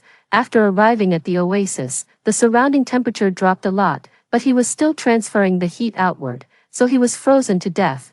The members of Gregory's Oasis exploration team suffered continuous casualties all the way. And now there was finally an explanation for it. At the same time, the members of Gregory's Oasis exploration team found that the members of my shelter had already reached the oasis, and they also found me in the team. Why are you here? Of course, our leader found the location of the oasis, and that's why we were able to find it so quickly. The members of my shelter were in high spirits. How did Gregory find it? Someone was puzzled. In order to please my parents, I took on household chores voluntarily, worked part-time to support myself through school, and handed over all the money I earned, but I still couldn't get a good look from my mother. Do you also have a system? Someone in the team asked me. It seemed that he also had a system, but he didn't get the location. After all, in the face of the disaster, everyone had their own choices. I do. My skill is to lower the temperature, but the range is not large. As soon as I said this, several team members beside me were immediately awakened. No wonder. I said why the temperature felt lower after you came. I thought it was because we were getting close to the oasis. I once again became the focus of the crowd. Now the long-awaited oasis was right in front of us, and everyone regained hope for life. Gregory's cold body was lying there quietly, and no one paid attention to him. Ding, congratulations to the host for successfully leading the residents to find the oasis. Please start your new life. Yes, we were going to start a new life. With these experiences and lessons, everyone regarded me as the backbone and devoted themselves to the construction of our new home. Soon, we built a new shelter beside the oasis and also dug a water channel leading to the villa area to provide support for the medical team. Although life wasn't as easy as before, everyone worked from dawn to dusk, and everything returned to its most authentic state. Wasn't this a lucky thing? I turned to look at my grandmother with gray hair at her temples, and my eyes were filled with cherish and gratitude. It was so good. This time, I not only protected the person I loved the most but also helped so many residents. I was no longer a jinx. Ding, the world's danger has been lifted, and the survival system is about to be closed. Please confirm, host. The voice of the system sounded again. I didn't hesitate to press the confirmation button, if possible. I hoped that the survival system would never be activated again. I believe you feel the same way, right? Story 2. As the apocalypse descended with zombies overrunning the city, my best friend told me that my daughter had been bitten and her neck severed. In a panic, I rushed home, only to find my daughter convulsing and barely clinging to life on the floor. As I was overwhelmed with grief, my husband struck me from behind with a baseball bat, knocking me unconscious. He then cut my skin with a knife and sprayed perfume on me. As the zombies tore out my entrails, he and my best friend watched coldly from behind a metal door, holding each other and laughing. A financial burden and an unattractive wife. Better dead and not waste resources. When I opened my eyes again, I was back before the zombie crisis began. I loosened the anti-theft locks at home, emptied the snack cabinet, transferred all the money from our accounts, and sprayed perfume with a rusty scent around the house. After ensuring my daughter was safe and stocking up on supplies, I turned on the surveillance to watch this tragic couple's love turn to betrayal. Did you book the private room for my mom's 60th birthday at Tianfu Hotel? It seems decent enough, just book there. I'll send you the order for the gift boxes on Instagram. Make sure there's a pack of Chung Hua cigarettes for each seat. And the alcohol has to be Mao Tai, oh. And my work leaders and colleagues will be there too, so dress nicely and don't embarrass me.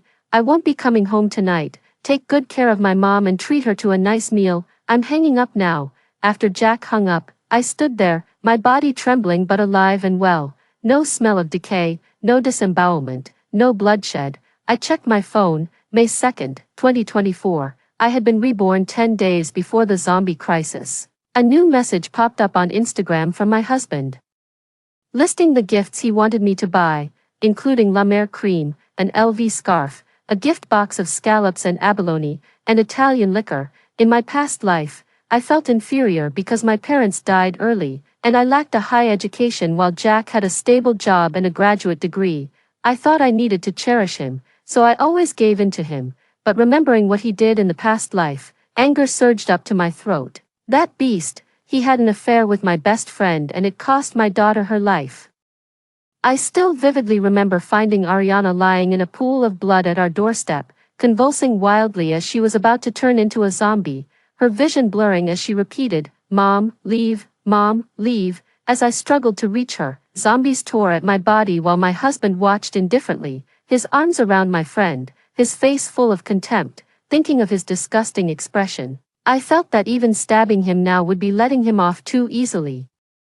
He needed to suffer 1,000 times more than me, or I would never be satisfied. A plan for revenge quickly formed in my mind. I sent a message, Tianfu Hotel, Luxury Suite 1201, the night of the 11th at 8 p.m. This time, I was going to make sure he fell from grace and died in despair. I couldn't hold back my tears. "Ariana, Mommy will pick you up soon. Can you wait for me patiently?" I was eager to see my daughter and was about to rush out the door when I bumped into Jack's parents returning from a major shopping spree. Jack's mom was holding shopping bags from upscale stores, and Jack's dad was wearing a brand new watch, both smiling radiantly. Their smiles vanished when they saw me heading out. "Where are you going in the middle of the day? Have you cooked the meal?" Seeing them pulled me back into a past life. My mother-in-law has never been satisfied with me. I transferred money to please her and let her shop at the mall, but she still treated me like a servant upon returning. In their eyes, I should be grateful to have married their son and owe them my undying loyalty, and here I was, running back in the scorching heat to cook for them. The more I thought about it, the more disgusted I became. I snatched the shopping bags from their hands, forcefully removed the watch from Jack's father's wrist, pushed past them, and stormed out.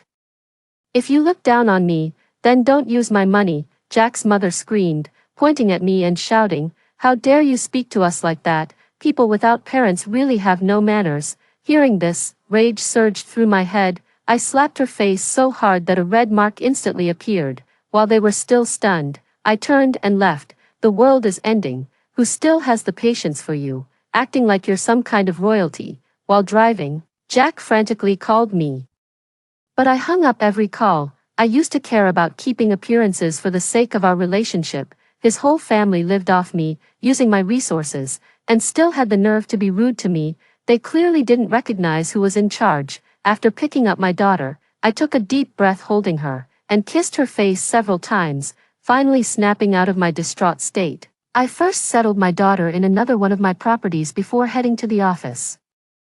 I never went to college and started hustling early, luckily catching the wave of women's fashion e-commerce, becoming one of the first to start a Taobao women's clothing store. Later, I expanded my brand, made short videos, and did live stream selling, never dropping the ball even after having a child and gradually stepping back from the front line. To avoid panic, I announced that the company would undergo strategic adjustments and move to a new location.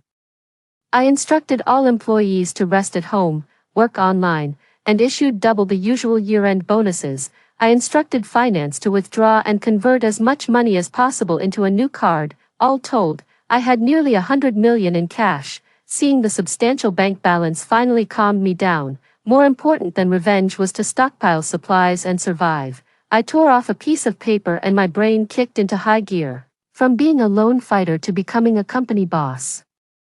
I might not claim much, but my ability to act swiftly is first-rate. After listing down important tasks and a shopping list, I immediately rushed to buy a high-end duplex apartment, securing 2 top-floor units accessible only by elevator. I also rented a small warehouse nearby and contacted a former client who dealt in supermarket distribution. I used the pretense of corporate charity donations, gave him a list, and asked him to deliver directly to the warehouse. The list included grains, oils, seasonings, fruits, vegetables, and frozen foods, boxes of bottled water, mineral water, canned cooked food, instant noodles, biscuits, and so on. Then, I opened the Tmall supermarket app on my phone and started a frenzied shopping spree. After the zombie outbreak, going out was impossible, so I bought many disposable items like bowls, cutlery, disposable underwear, sanitary pads, and more. Next, I ordered a freezer, a cassette stove,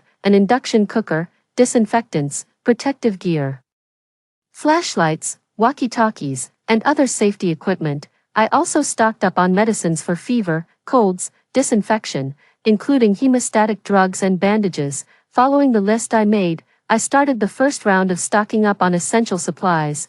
Once everything was settled, I took a deep breath and made a phone call to someone. On the other end was a languid, slightly drunken male voice. "Wow, you actually remembered to call me. What's up? Is it the end of the world?" His words caught in my throat, thinking to myself that he had unwittingly hit the nail on the head. "I sent you a list on your phone. Start working on it immediately. It's urgent, I'll explain later." There was silence for a few seconds on the other end, then the playful tone was gone. "Got it." I breathed a sigh of relief, knowing Tom would take immediate action. This was a testament to the trust between us, having known each other for over a decade, and having fought through countless business battles together. A look or a tone was all it took to understand each other's stance. In this critical moment, he was the only one I could truly rely on. In this apocalypse, besides my daughter, he was the one I hoped would survive. After settling the major issues, I drove home. As soon as I arrived at the door, I heard the noise inside. "What kind of temper does she have? How dare she talk to your mom like that now? What will happen in the future? I told you to get a divorce quickly. She can't even bear a son. And isn't Sophia much prettier and sensible? What are you hesitating for?" "Oh, Mom, we signed a prenuptial agreement. I won't get much from a divorce. Plus, the house and car were hers before we married. Do you want me to live under a bridge after we divorce?" There was sudden silence inside. Then Jack's mother's voice rose again. "Why not make her transfer the house to your name?" "Huh, wishful thinking." I unlocked the door, pushed it open, still carrying the large and small packages she had bought earlier, and forced a smile. "Mom, I was wrong today. Something happened at work and I was in a bad mood." Jack's mother rolled her eyes and immediately grabbed the packages. "This way, there's a new real estate development by East Lake, close to our house. Choose a unit and I'll pay for it." The new development at East Lake, the villa area. Jack's mother's face lit up with joy, pulling my hand and saying, "We're all family. No need for formalities. Little squabbles are nothing." Jack looked skeptical. I immediately suggested we go look at the houses and place an order right then, which brought a smile to Jack's face, and the three of them got up to leave, their greedy smiles barely contained. No one cared about the daughter who hadn't come home from school. Once at the sales office, Jack's mother put on her reading glasses and kept asking the staff which was the most expensive unit, wanting to buy the priciest. After looking around, the family chose a unit with a large lawn. I looked too. The villa was very luxurious. The house is surrounded by floor-to-ceiling glass windows and boasts a spacious lawn in the yard. Due to its large size, it has 3 entrances and an underground garage that connects to the basement. The area is open without any cover, allowing a clear view inside through the glass windows. I am quite pleased with it. However, Jack's father is somewhat concerned. Being accustomed to living in the countryside, he worries that the house, which seems exposed on all sides, might not be safe. The salesperson at the real estate office, quick to address these concerns, immediately presents a brochure and begins to explain the robust security features of the villa community.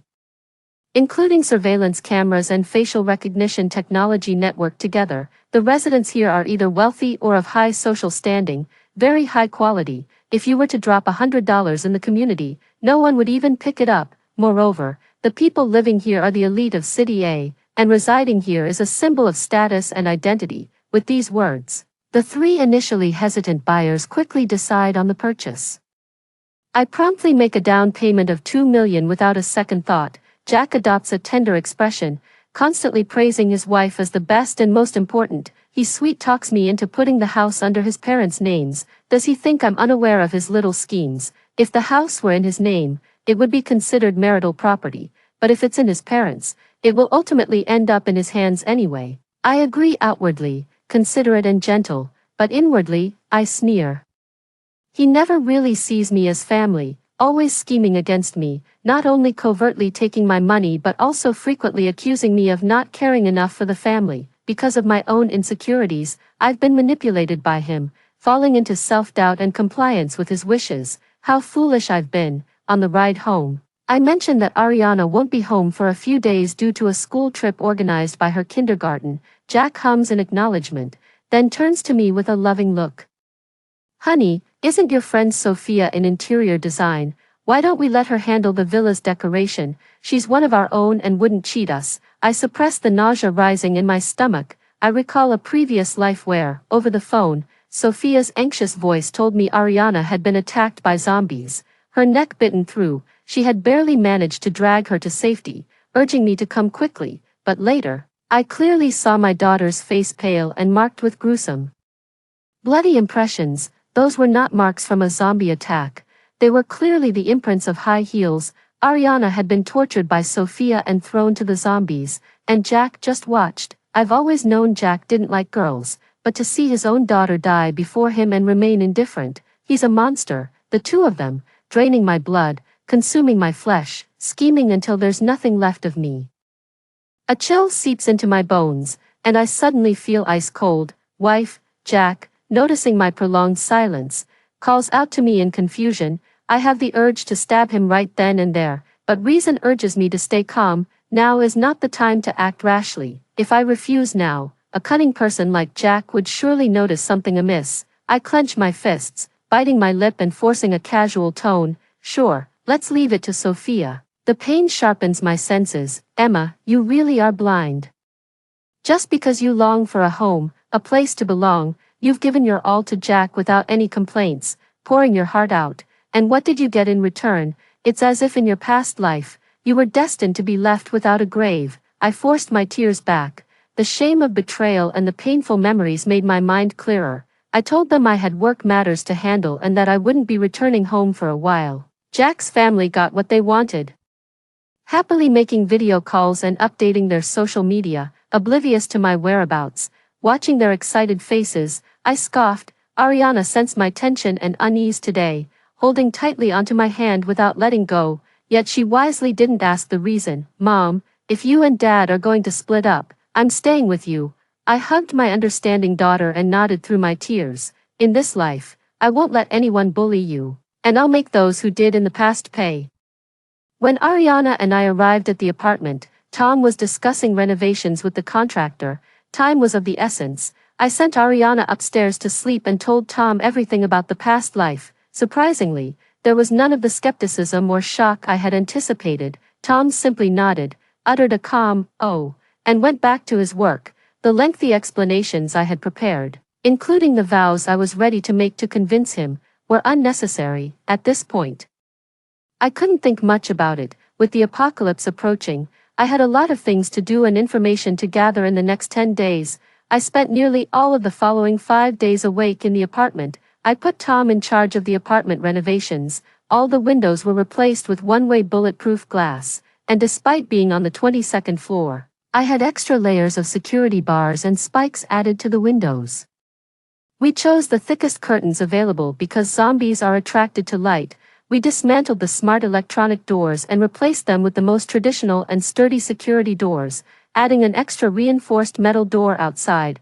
We connected the top 2 apartments to facilitate movement and cleared out unnecessary furniture to make room for supplies. Although I didn't know what the later stages of the apocalypse would bring, we prepared for possible water and power outages. We had to overhaul the apartment's power and water systems, install solar panels for electricity, and set up medium and small generators and battery storage for emergencies. We also installed rainwater collectors and purifiers to ensure we wouldn't run out of water. This included air purification and disinfection systems to protect against external viruses. We prepared emergency descent ropes on the 22nd floor and took measures against fire and mold, all money could handle. As for making excuses, I left that to Tom to arrange. We both were seasoned businesspeople, adept at managing tasks and people strictly. I took charge of purchasing supplies a second time. Unlike my initial haphazard buying, this time, I researched various survival resources and planned my purchases carefully. I chose food that could be stored long-term, such as cured meats, smoked fish, and canned goods. For perishables like live chickens, ducks, beef, and pork, I vacuum-sealed and froze them. I also bought many seeds and started a plot to experiment with growing our own food. I have prepared clothes for both everyday and extremely cold weather, and I've got all kinds of sheets and blankets. I also bought disposable toilet seat covers, which can be thrown away after use. This includes the first batch of medical supplies that weren't fully stocked, such as anti-inflammatory and antibacterial medications, protective suits, gas masks, and more. I've also got machetes and air guns for protection, because you never know what might happen when it's the end of the world. It's best to be prepared. I've also acquired a DJI drone, a Huawei satellite phone, surveillance equipment, and protective electric fencing among other security systems. Additionally, I've stocked up on entertainment products to pass the time and bought numerous electronic devices to prevent damage, loading them with variety shows, movies, and TV series. I've also gathered books and toys for Ariana's education, covering everything from kindergarten to middle school. With enough money, all of this was quickly assembled. After all, in the darkness of the end times, it's not the lack of food that's scary, but the numbness of people losing the will to live. Everything was first sent to a warehouse, and then I quietly arranged for it to be delivered in batches. I set up shelves to store the items, categorizing everything neatly.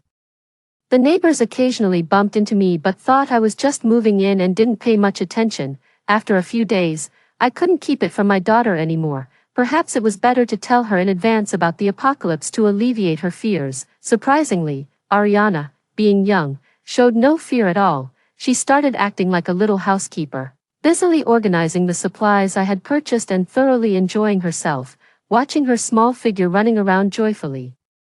She seemed to treat the looming apocalypse as just a game of house, and I couldn't help but shake my head indulgently. I have no intention of telling Ariana about my past life. Her being carefree is good enough. Looking around at my preparations, the apartment was as secure as a fortress, filled with supplies, and I finally felt a bit of relief from the warlike tension. Jokingly, I said to Tom, "Feels like we could live here for a lifetime." Tom turned to me and replied, "Living like this for a lifetime wouldn't be so bad." There was a glint of amusement in his eyes. Even though I knew he was making light of the situation, I instinctively avoided his gaze. I had a dreamless night and slept the most soundly since being reborn. The next day, as soon as I woke up, Jack called. He started by feigning concern, asking how I'd been eating and reminding me not to stay up late and ruin my health. Then he asked when I would be coming home. I frowned.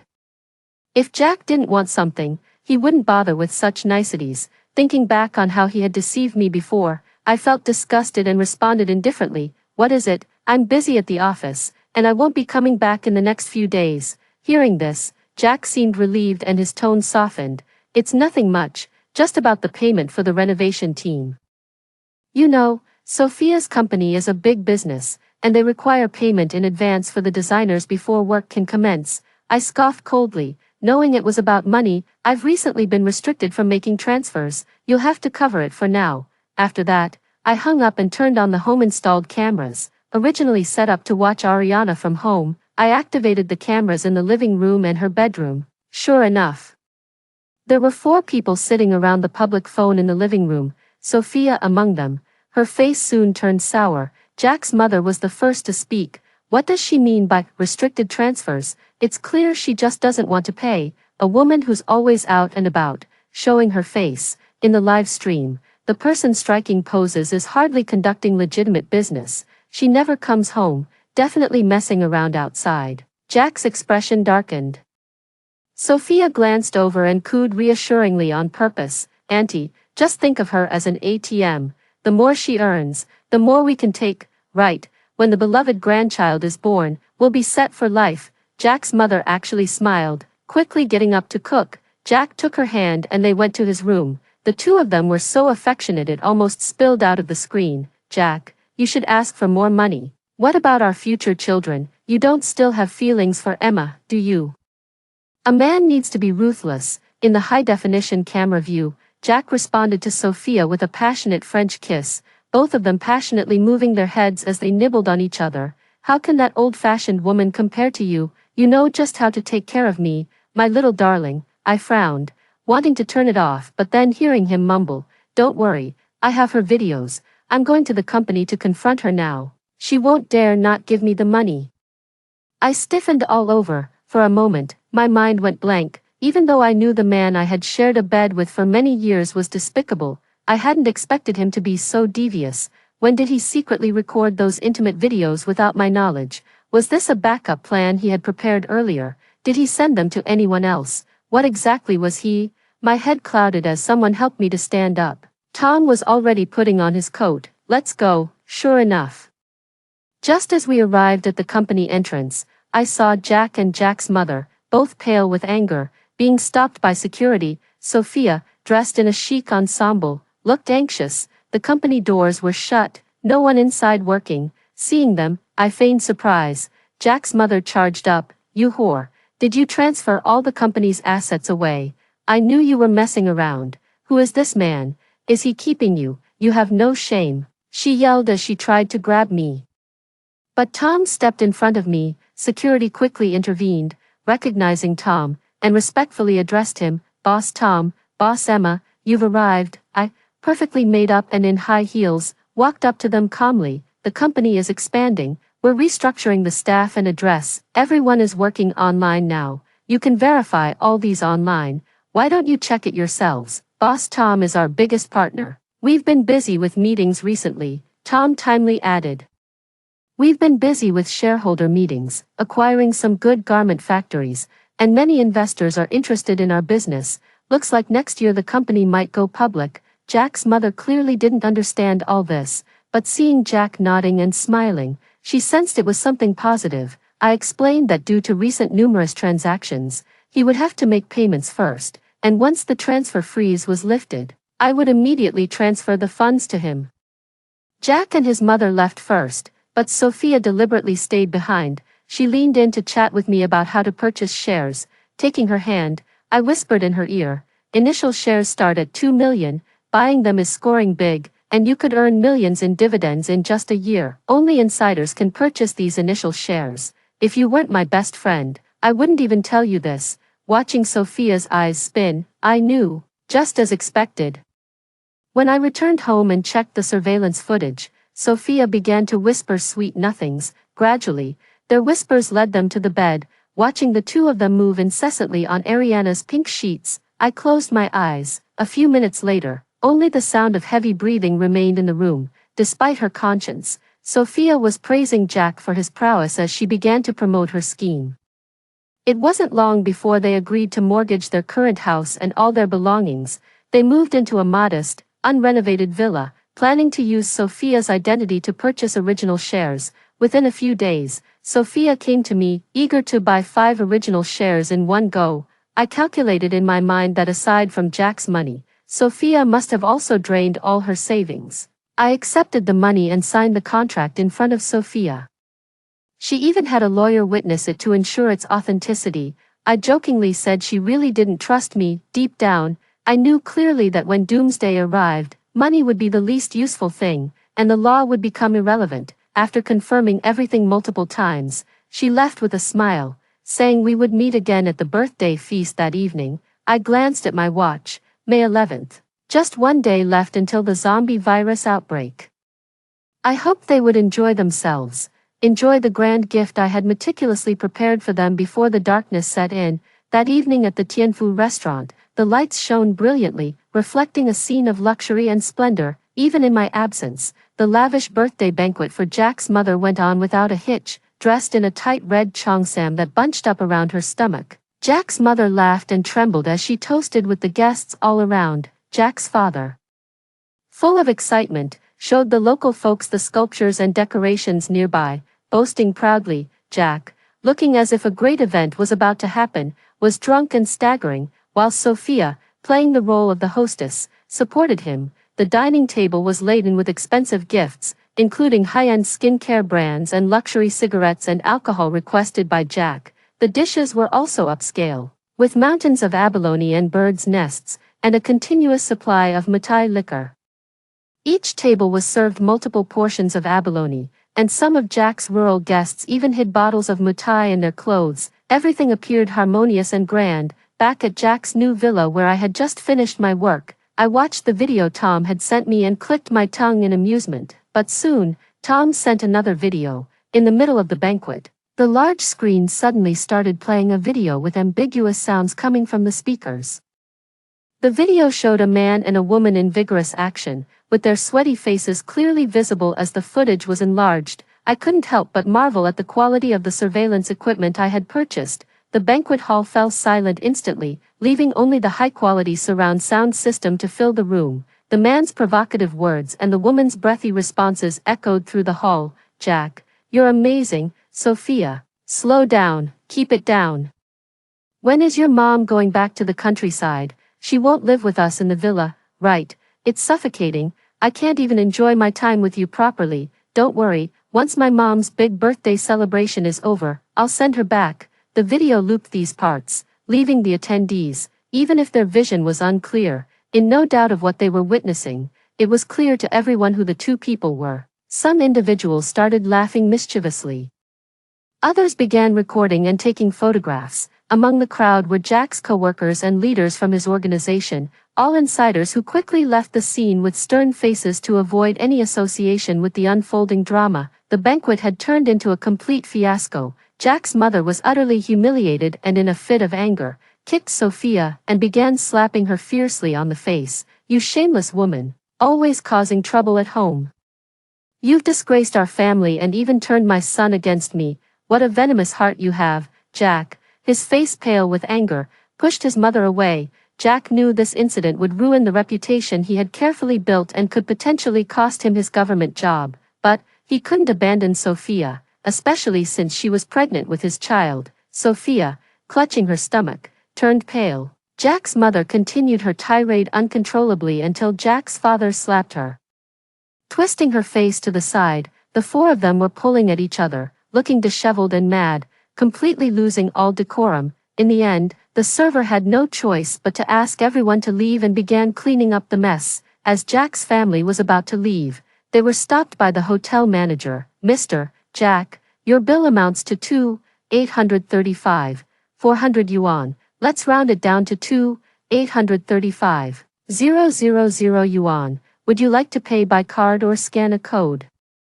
The video ended with a sweep over the four ashen and furious faces, including Jack's, as hotel security began to gather around. As Tom was leaving, he kicked Jack one more time. Watching the person on the ground fall clumsily, I felt a sense of relief, and my actions hastened. I checked the results of my overnight efforts. The surveillance cameras, battery-operated and well hidden, covered every corner. The security door had been chopped up with a saw and its screws loosened.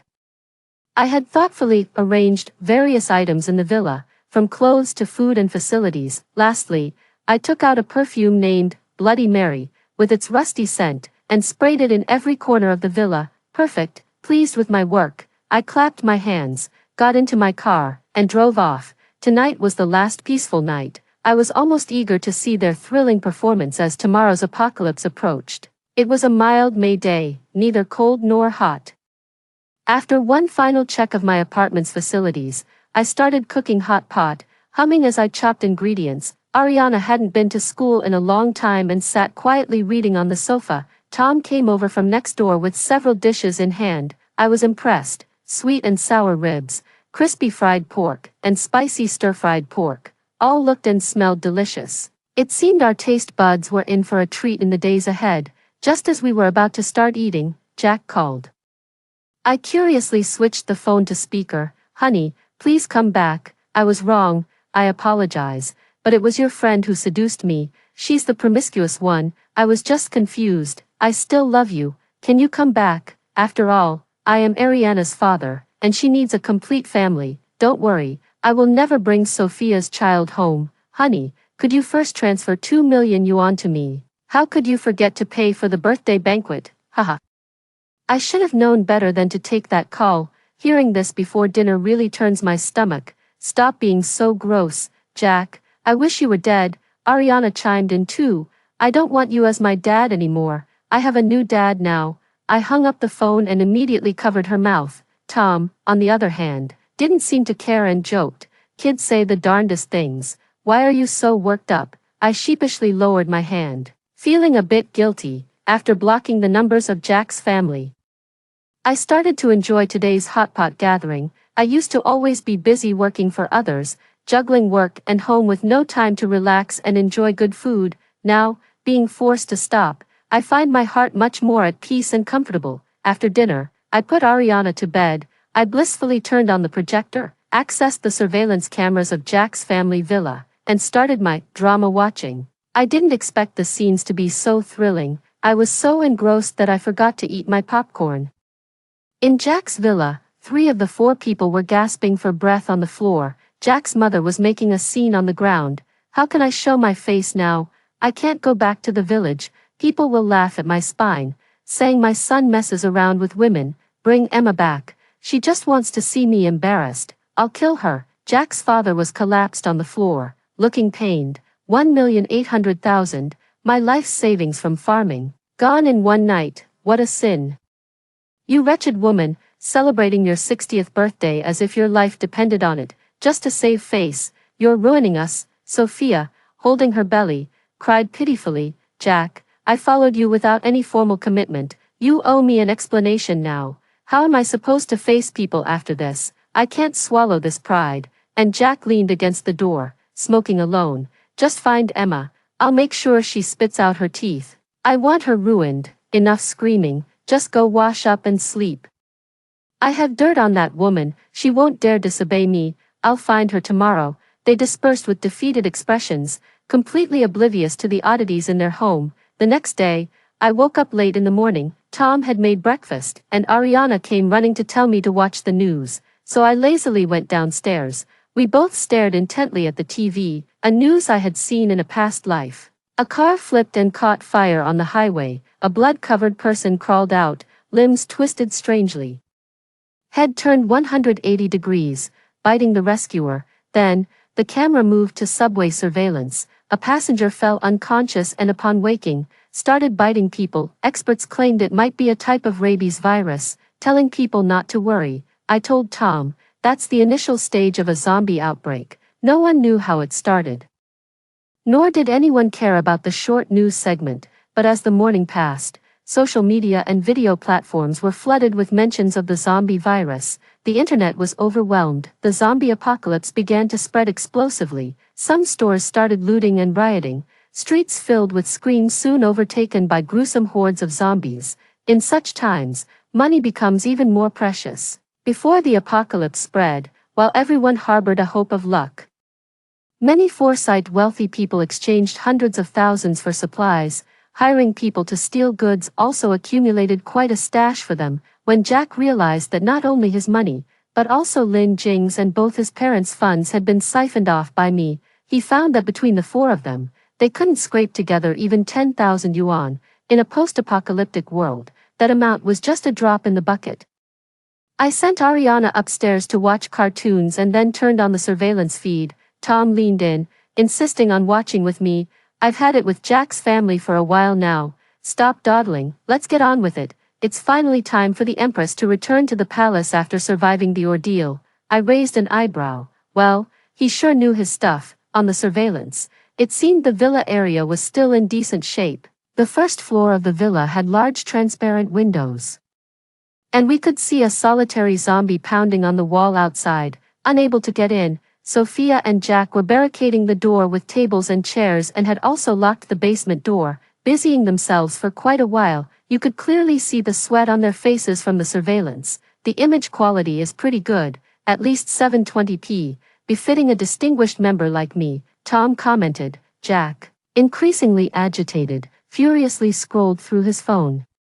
Then started making calls for help, but with nothing to offer as leverage, he ended up smashing his phone in frustration. Jack's parents rummaged through the house for food and other necessities. Since they hadn't been living in the villa for long, the supplies weren't extensive. However, Jack loved snacks, and his mother had ordered a large box of them online, filling up the snack cabinet. Good thing we have this cabinet full of snacks. It should last us a few weeks.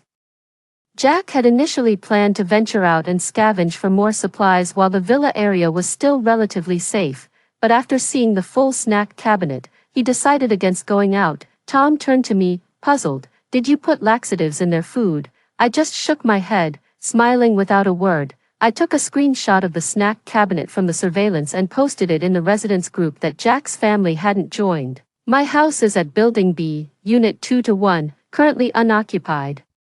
I've bought a lot of snacks and drinks previously. If any neighbors need them, feel free to take some. The code for the electronic lock is 456353. The surveillance showed a group of people confidently heading towards the villa. Meanwhile, Jack's family was huddled on the third floor, engrossed in watching TV and their phones, completely unaware that their door had been opened. It was only when the footsteps grew louder that Jack's father sensed something was amiss and looked downstairs. Thieves. When the two groups encountered each other, a bit of food became a lifesaver, and no one cared about laws or morals anymore. The homeowner said we could take it. How dare you squatters hoard all the food? We are the homeowners, give us back our stuff. Sophia argued defiantly. Jack's mother didn't care about the details. She and Jack, armed with knives, charged out and slashed several people, fiercely defending their supplies. You bandits. Wait till I get back and I'll make you pay. Jack quickly changed the electronic door's password, hurling insults at my entire family. Unperturbed, I posted another message in the neighborhood group. Forgot to mention, my door's not very sturdy. A gentle knock could break it down. If the electronic lock runs out of battery, feel free to pry it open. I won't hold you responsible. As night fell, Jack's family hurriedly hid their snacks. They had all taken refuge on the third floor, but soon they discovered that the water was cut off. They assumed that the zombies had damaged the water gate, but in fact, it was me who had instructed the property manager to shut it off yesterday. Since I hadn't been back for a long time, I asked him to close my water valve. One might survive without food, but what about without water? Tonight's dinner was steak paired with red wine. I steamed Ariana's favorite custard buns, cooked some milk and steamed dumplings, but Tom didn't come over. He texted me saying he hadn't moved much recently and just had some self-heating hot pot casually. He also reminded me to turn off the main lights and high-power appliances, only keeping a small light on to avoid making noise. The high-rise I chose is only accessible by elevator, and as long as residents don't go out, it's relatively safe, but we still need to be extremely cautious. After all, the most terrifying thing at the end of the world isn't the zombies, but the malicious people. For instance, the doors to the front and backyards of Jack's large villa had been pried open. I had already damaged those doors, and now a few people could easily pull them open and throw them far away. Nighttime is when zombies are least active, and clearly, these people were having an easy time, compared to the daytime's overt activities. At night they were more cautious, using flashlights and treading lightly. But that didn't mean they were soft-hearted. In the apocalypse, grabbing any useful supplies was a win. In the darkness, someone whispered, "Isn't this wrong? Shouldn't we leave some for them?" Yeah, more than ever, we need to stick together. Aren't we indirectly killing people by doing this? A tall guy quickly retorted, "You weren't chopped today, were you?" "I'm still bleeding from my arm." He was trying to kill. It's survival time now. If you want to be the good guy, go back home and let the Leshan giant Buddha sit down for you, soon. They quieted down, but their hands moved faster. Everyone knew that the first day wasn't the worst. Who knew if there would be a chance to go out later? They plundered vigorously. Through the night vision surveillance, I saw them ransack the snacks and the fridge, and then start searching everywhere. Some took blankets from the sofa, others took vases still filled with water, some packed up kitchenware and dinner knives. They grabbed everything they could from the tables. Over the course of the night, they made several trips back and forth. Eventually, they even sneaked into Jack's family's bedrooms, quietly taking blankets, charging cables from the bedside tables, and even the condoms from the drawers. When life is threatened, people can do anything. I watched this silent drama unfold with great interest all night. Only when Jack's villa was completely emptied, the doors wide open and the wind howling through, did I feel a secret thrill. Unable to hold back my sleepiness any longer, I drank a glass of milk and peacefully went to sleep. The next day, as soon as the alarm rang, I got up. I found that Jack's family was still deep in sleep, probably exhausted from the previous day. I opened a packet of Chongqing noodle seasoning, cooked a bowl of noodles, and made a pot of pear and white fungus sweet soup. As I had been feeling a bit overheated from eating lately, Tom came over for a meal, and after eating, we started researching how to accelerate seed germination, burying our heads in the 3,000 Questions on Agricultural Planting book I bought, when suddenly a scream came from the monitor. I quickly put down what I was doing and rushed over. Sophia saw the ransacked villa. Her face turned pale, and she staggered backwards, because the doors had been pried open and I had sprayed perfume. Several zombies had already entered the first floor. Attracted by Sophia's scream, Jack's father reacted swiftly, pulling Sophia upstairs, but his arm was grabbed, tearing his sleeve and scratching his arm in the process. Jack's mother quickly assisted Sophia, helping her up to the third floor. After all, despite her feelings towards Sophia, she was carrying the future grandson of Jack's family. Both women, trembling, climbed to the top floor using their hands and feet. But before they could catch their breath, a painful roar came from below. "You dare!" Ah! A minute later, Jack appeared, silently carrying a knife, but there was no sign of Jack's father. The two women, terrified, collapsed on the floor. Jack's mother was no longer screaming, her expression numb and vacant. I covered my mouth, feeling goosebumps all over my body. Through the surveillance, I clearly saw, in a flash, Jack's knife brutally descending towards his father's head. With another forceful blow, Jack's father fell to the ground floor, his head gruesomely shattered, blood everywhere. The zombies were drawn away by the scent of blood, making the upper floors temporarily safe. Jack's cold-blooded and cruel demeanor pulled me back to a past life. I covered my mouth, nearly vomiting. At that moment, Tom gently wrapped his arms around my shoulders and turned off the camera. "It's all over. Don't be afraid. You are brave, and he can no longer find you. Stop watching, go rest. I'll keep watch." Suddenly, I developed a fever and fell into a deep sleep. In my dream, I was holding my daughter, being furiously chased by zombies. Running, I ended up in a dead end. The zombies got closer, and upon a closer look, Jack's face emerged on the zombies. Just as I was about to be bitten, the scent of food wafted into my nose. The face before me suddenly turned into a meat bun. The blood in my eyes became flowers, and I was bathed in a warm ray of sunlight. When I woke up, it was already noon the next day. Ariana, with tears on her face, held a cup of fever medicine, her little face full of worry, and Tom, with dark circles under his eyes, holding a plate of meat buns. "Thought you turned into a zombie. I was about to throw you out if you didn't wake up." He reached out anxiously to check my forehead temperature, but I grabbed his hand instead. I said nothing. After all, in this apocalyptic world overrun with zombies, no one can be sure of the future, let alone express their feelings freely like in normal life. But in that moment of eye contact, it felt as though everything was said. In the darkness, that little bit of light was a fortunate misfortune. I didn't want to let go. For some reason, since that dream, I found myself caring less about the movements of Jack's family. I hadn't turned on the camera for several days. On the 5th day of the zombie outbreak, not a single living person could be seen on the streets. Our building had lost water and electricity. I looked through the single-pane glass window, and below was a dense crowd of the undead. Someone had leaked information claiming that new residents had moved into the 22nd floor, that the door had been fortified with double layers, surely in anticipation and stocked with plenty of supplies. Over the past few days, the door had been knocked on frequently. But I wore headphones and did not respond. As more people gathered, the sounds of knocking and electric saws began to rise.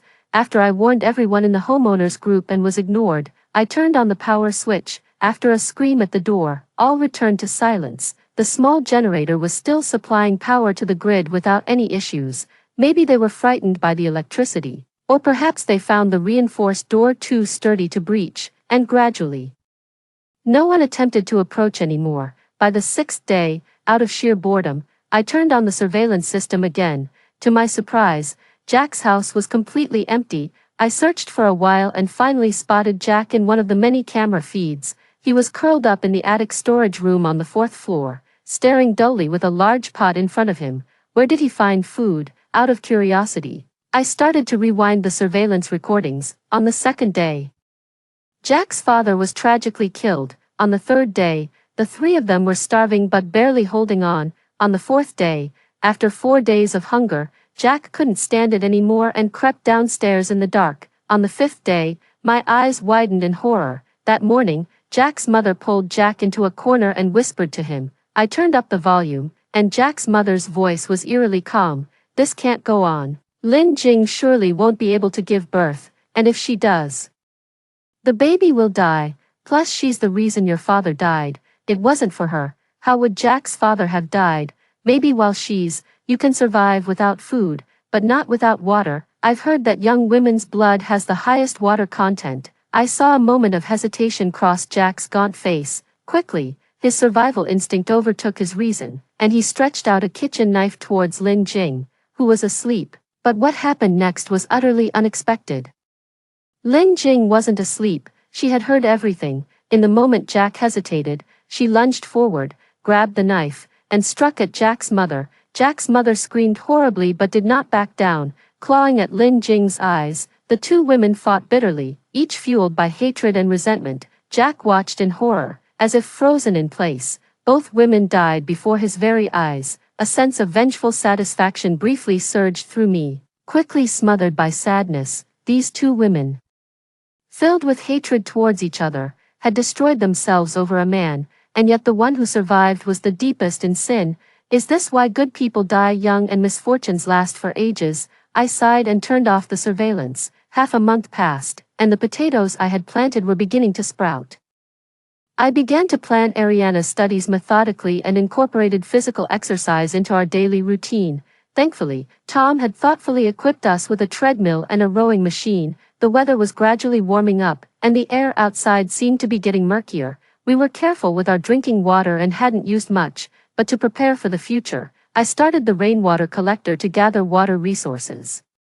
I also opened the hard drive and pulled out the electrical repair principles and other course materials I had stored to start learning. Life went on methodically, eating well, sleeping regularly, and with daily exercise, we seemed to be more spirited. On an uneventful evening, as I was exploring a new recipe, Tom gently embraced me from behind. Jack is dead. He had eaten his fill, but couldn't bear the thirst anymore. He wanted to run to the fountain in the residential area's flower bed to drink water, possibly because the smell of blood on him was too strong. Before reaching the ground floor, he was attacked by zombies. He was torn into several pieces and died instantly. Without turning into a zombie, I was stunned for a moment, then let out a long sigh of relief, expelling all the murky feelings from within me. My revenge was successful. From now on, our goal, not just mine, is to survive. December 31st, 2024. Half a year after the apocalypse began, when stocking up, I only thought about survival. As days passed, I realized how much we depended on small tools in our previous detailed lives. For example, without signal and internet on my phone, I could only keep track of dates using a watch and paper money, like a peeler, to conserve food.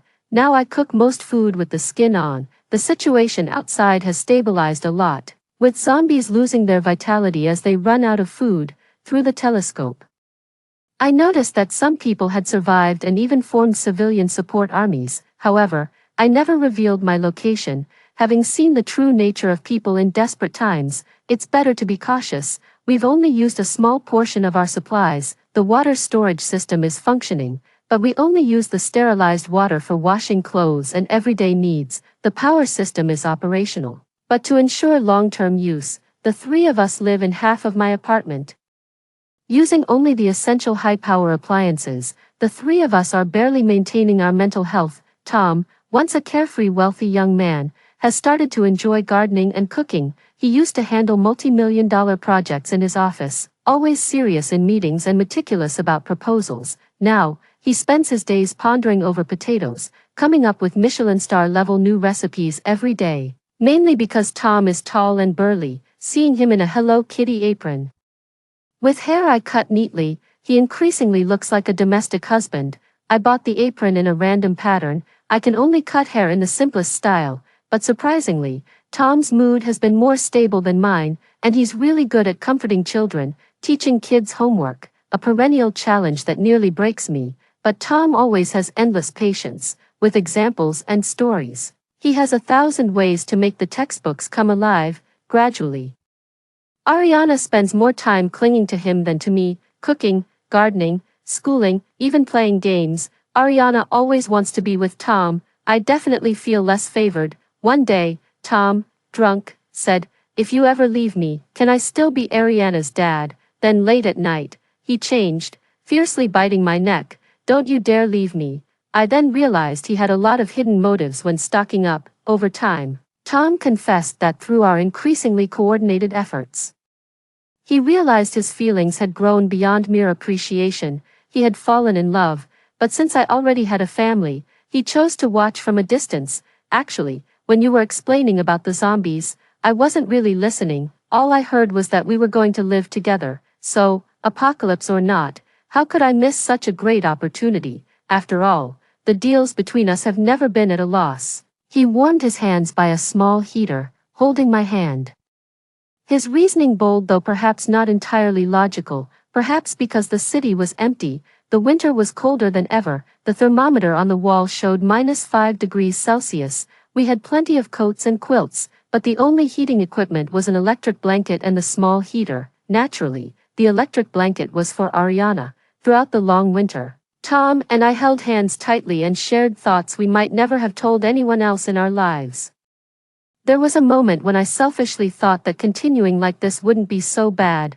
I'll send you the order for the wedding gift boxes on Instagram later. We need a pack of cigarettes for each seat, and the liquor has to be Maotai. The once bustling city of Shinma now lies silent as a morgue, its skyscrapers overgrown with moss, the view from our windows filthy beyond recognition. I had just opened a can of food and was about to eat when suddenly I heard the roar of helicopters outside. And the voice of a woman on the broadcast, excited and tearful. She announced that the zombie virus was weakening, the nation had gained control of the situation, and residential bases had been established. She urged all survivors not to lose hope. Then the national anthem played, hoping to inspire the survivors. My heart leapt with joy, and I excitedly drew back the curtains that had been closed for so long. Sunlight streamed in, casting a beautiful rainbow pattern, outside on the streets. A few tanks adorned with camouflage patterns and national flags were clearing out the remaining zombies. The three of us held each other tightly, overwhelmed with emotions. The apocalypse was over, we had survived, a new world was beckoning us.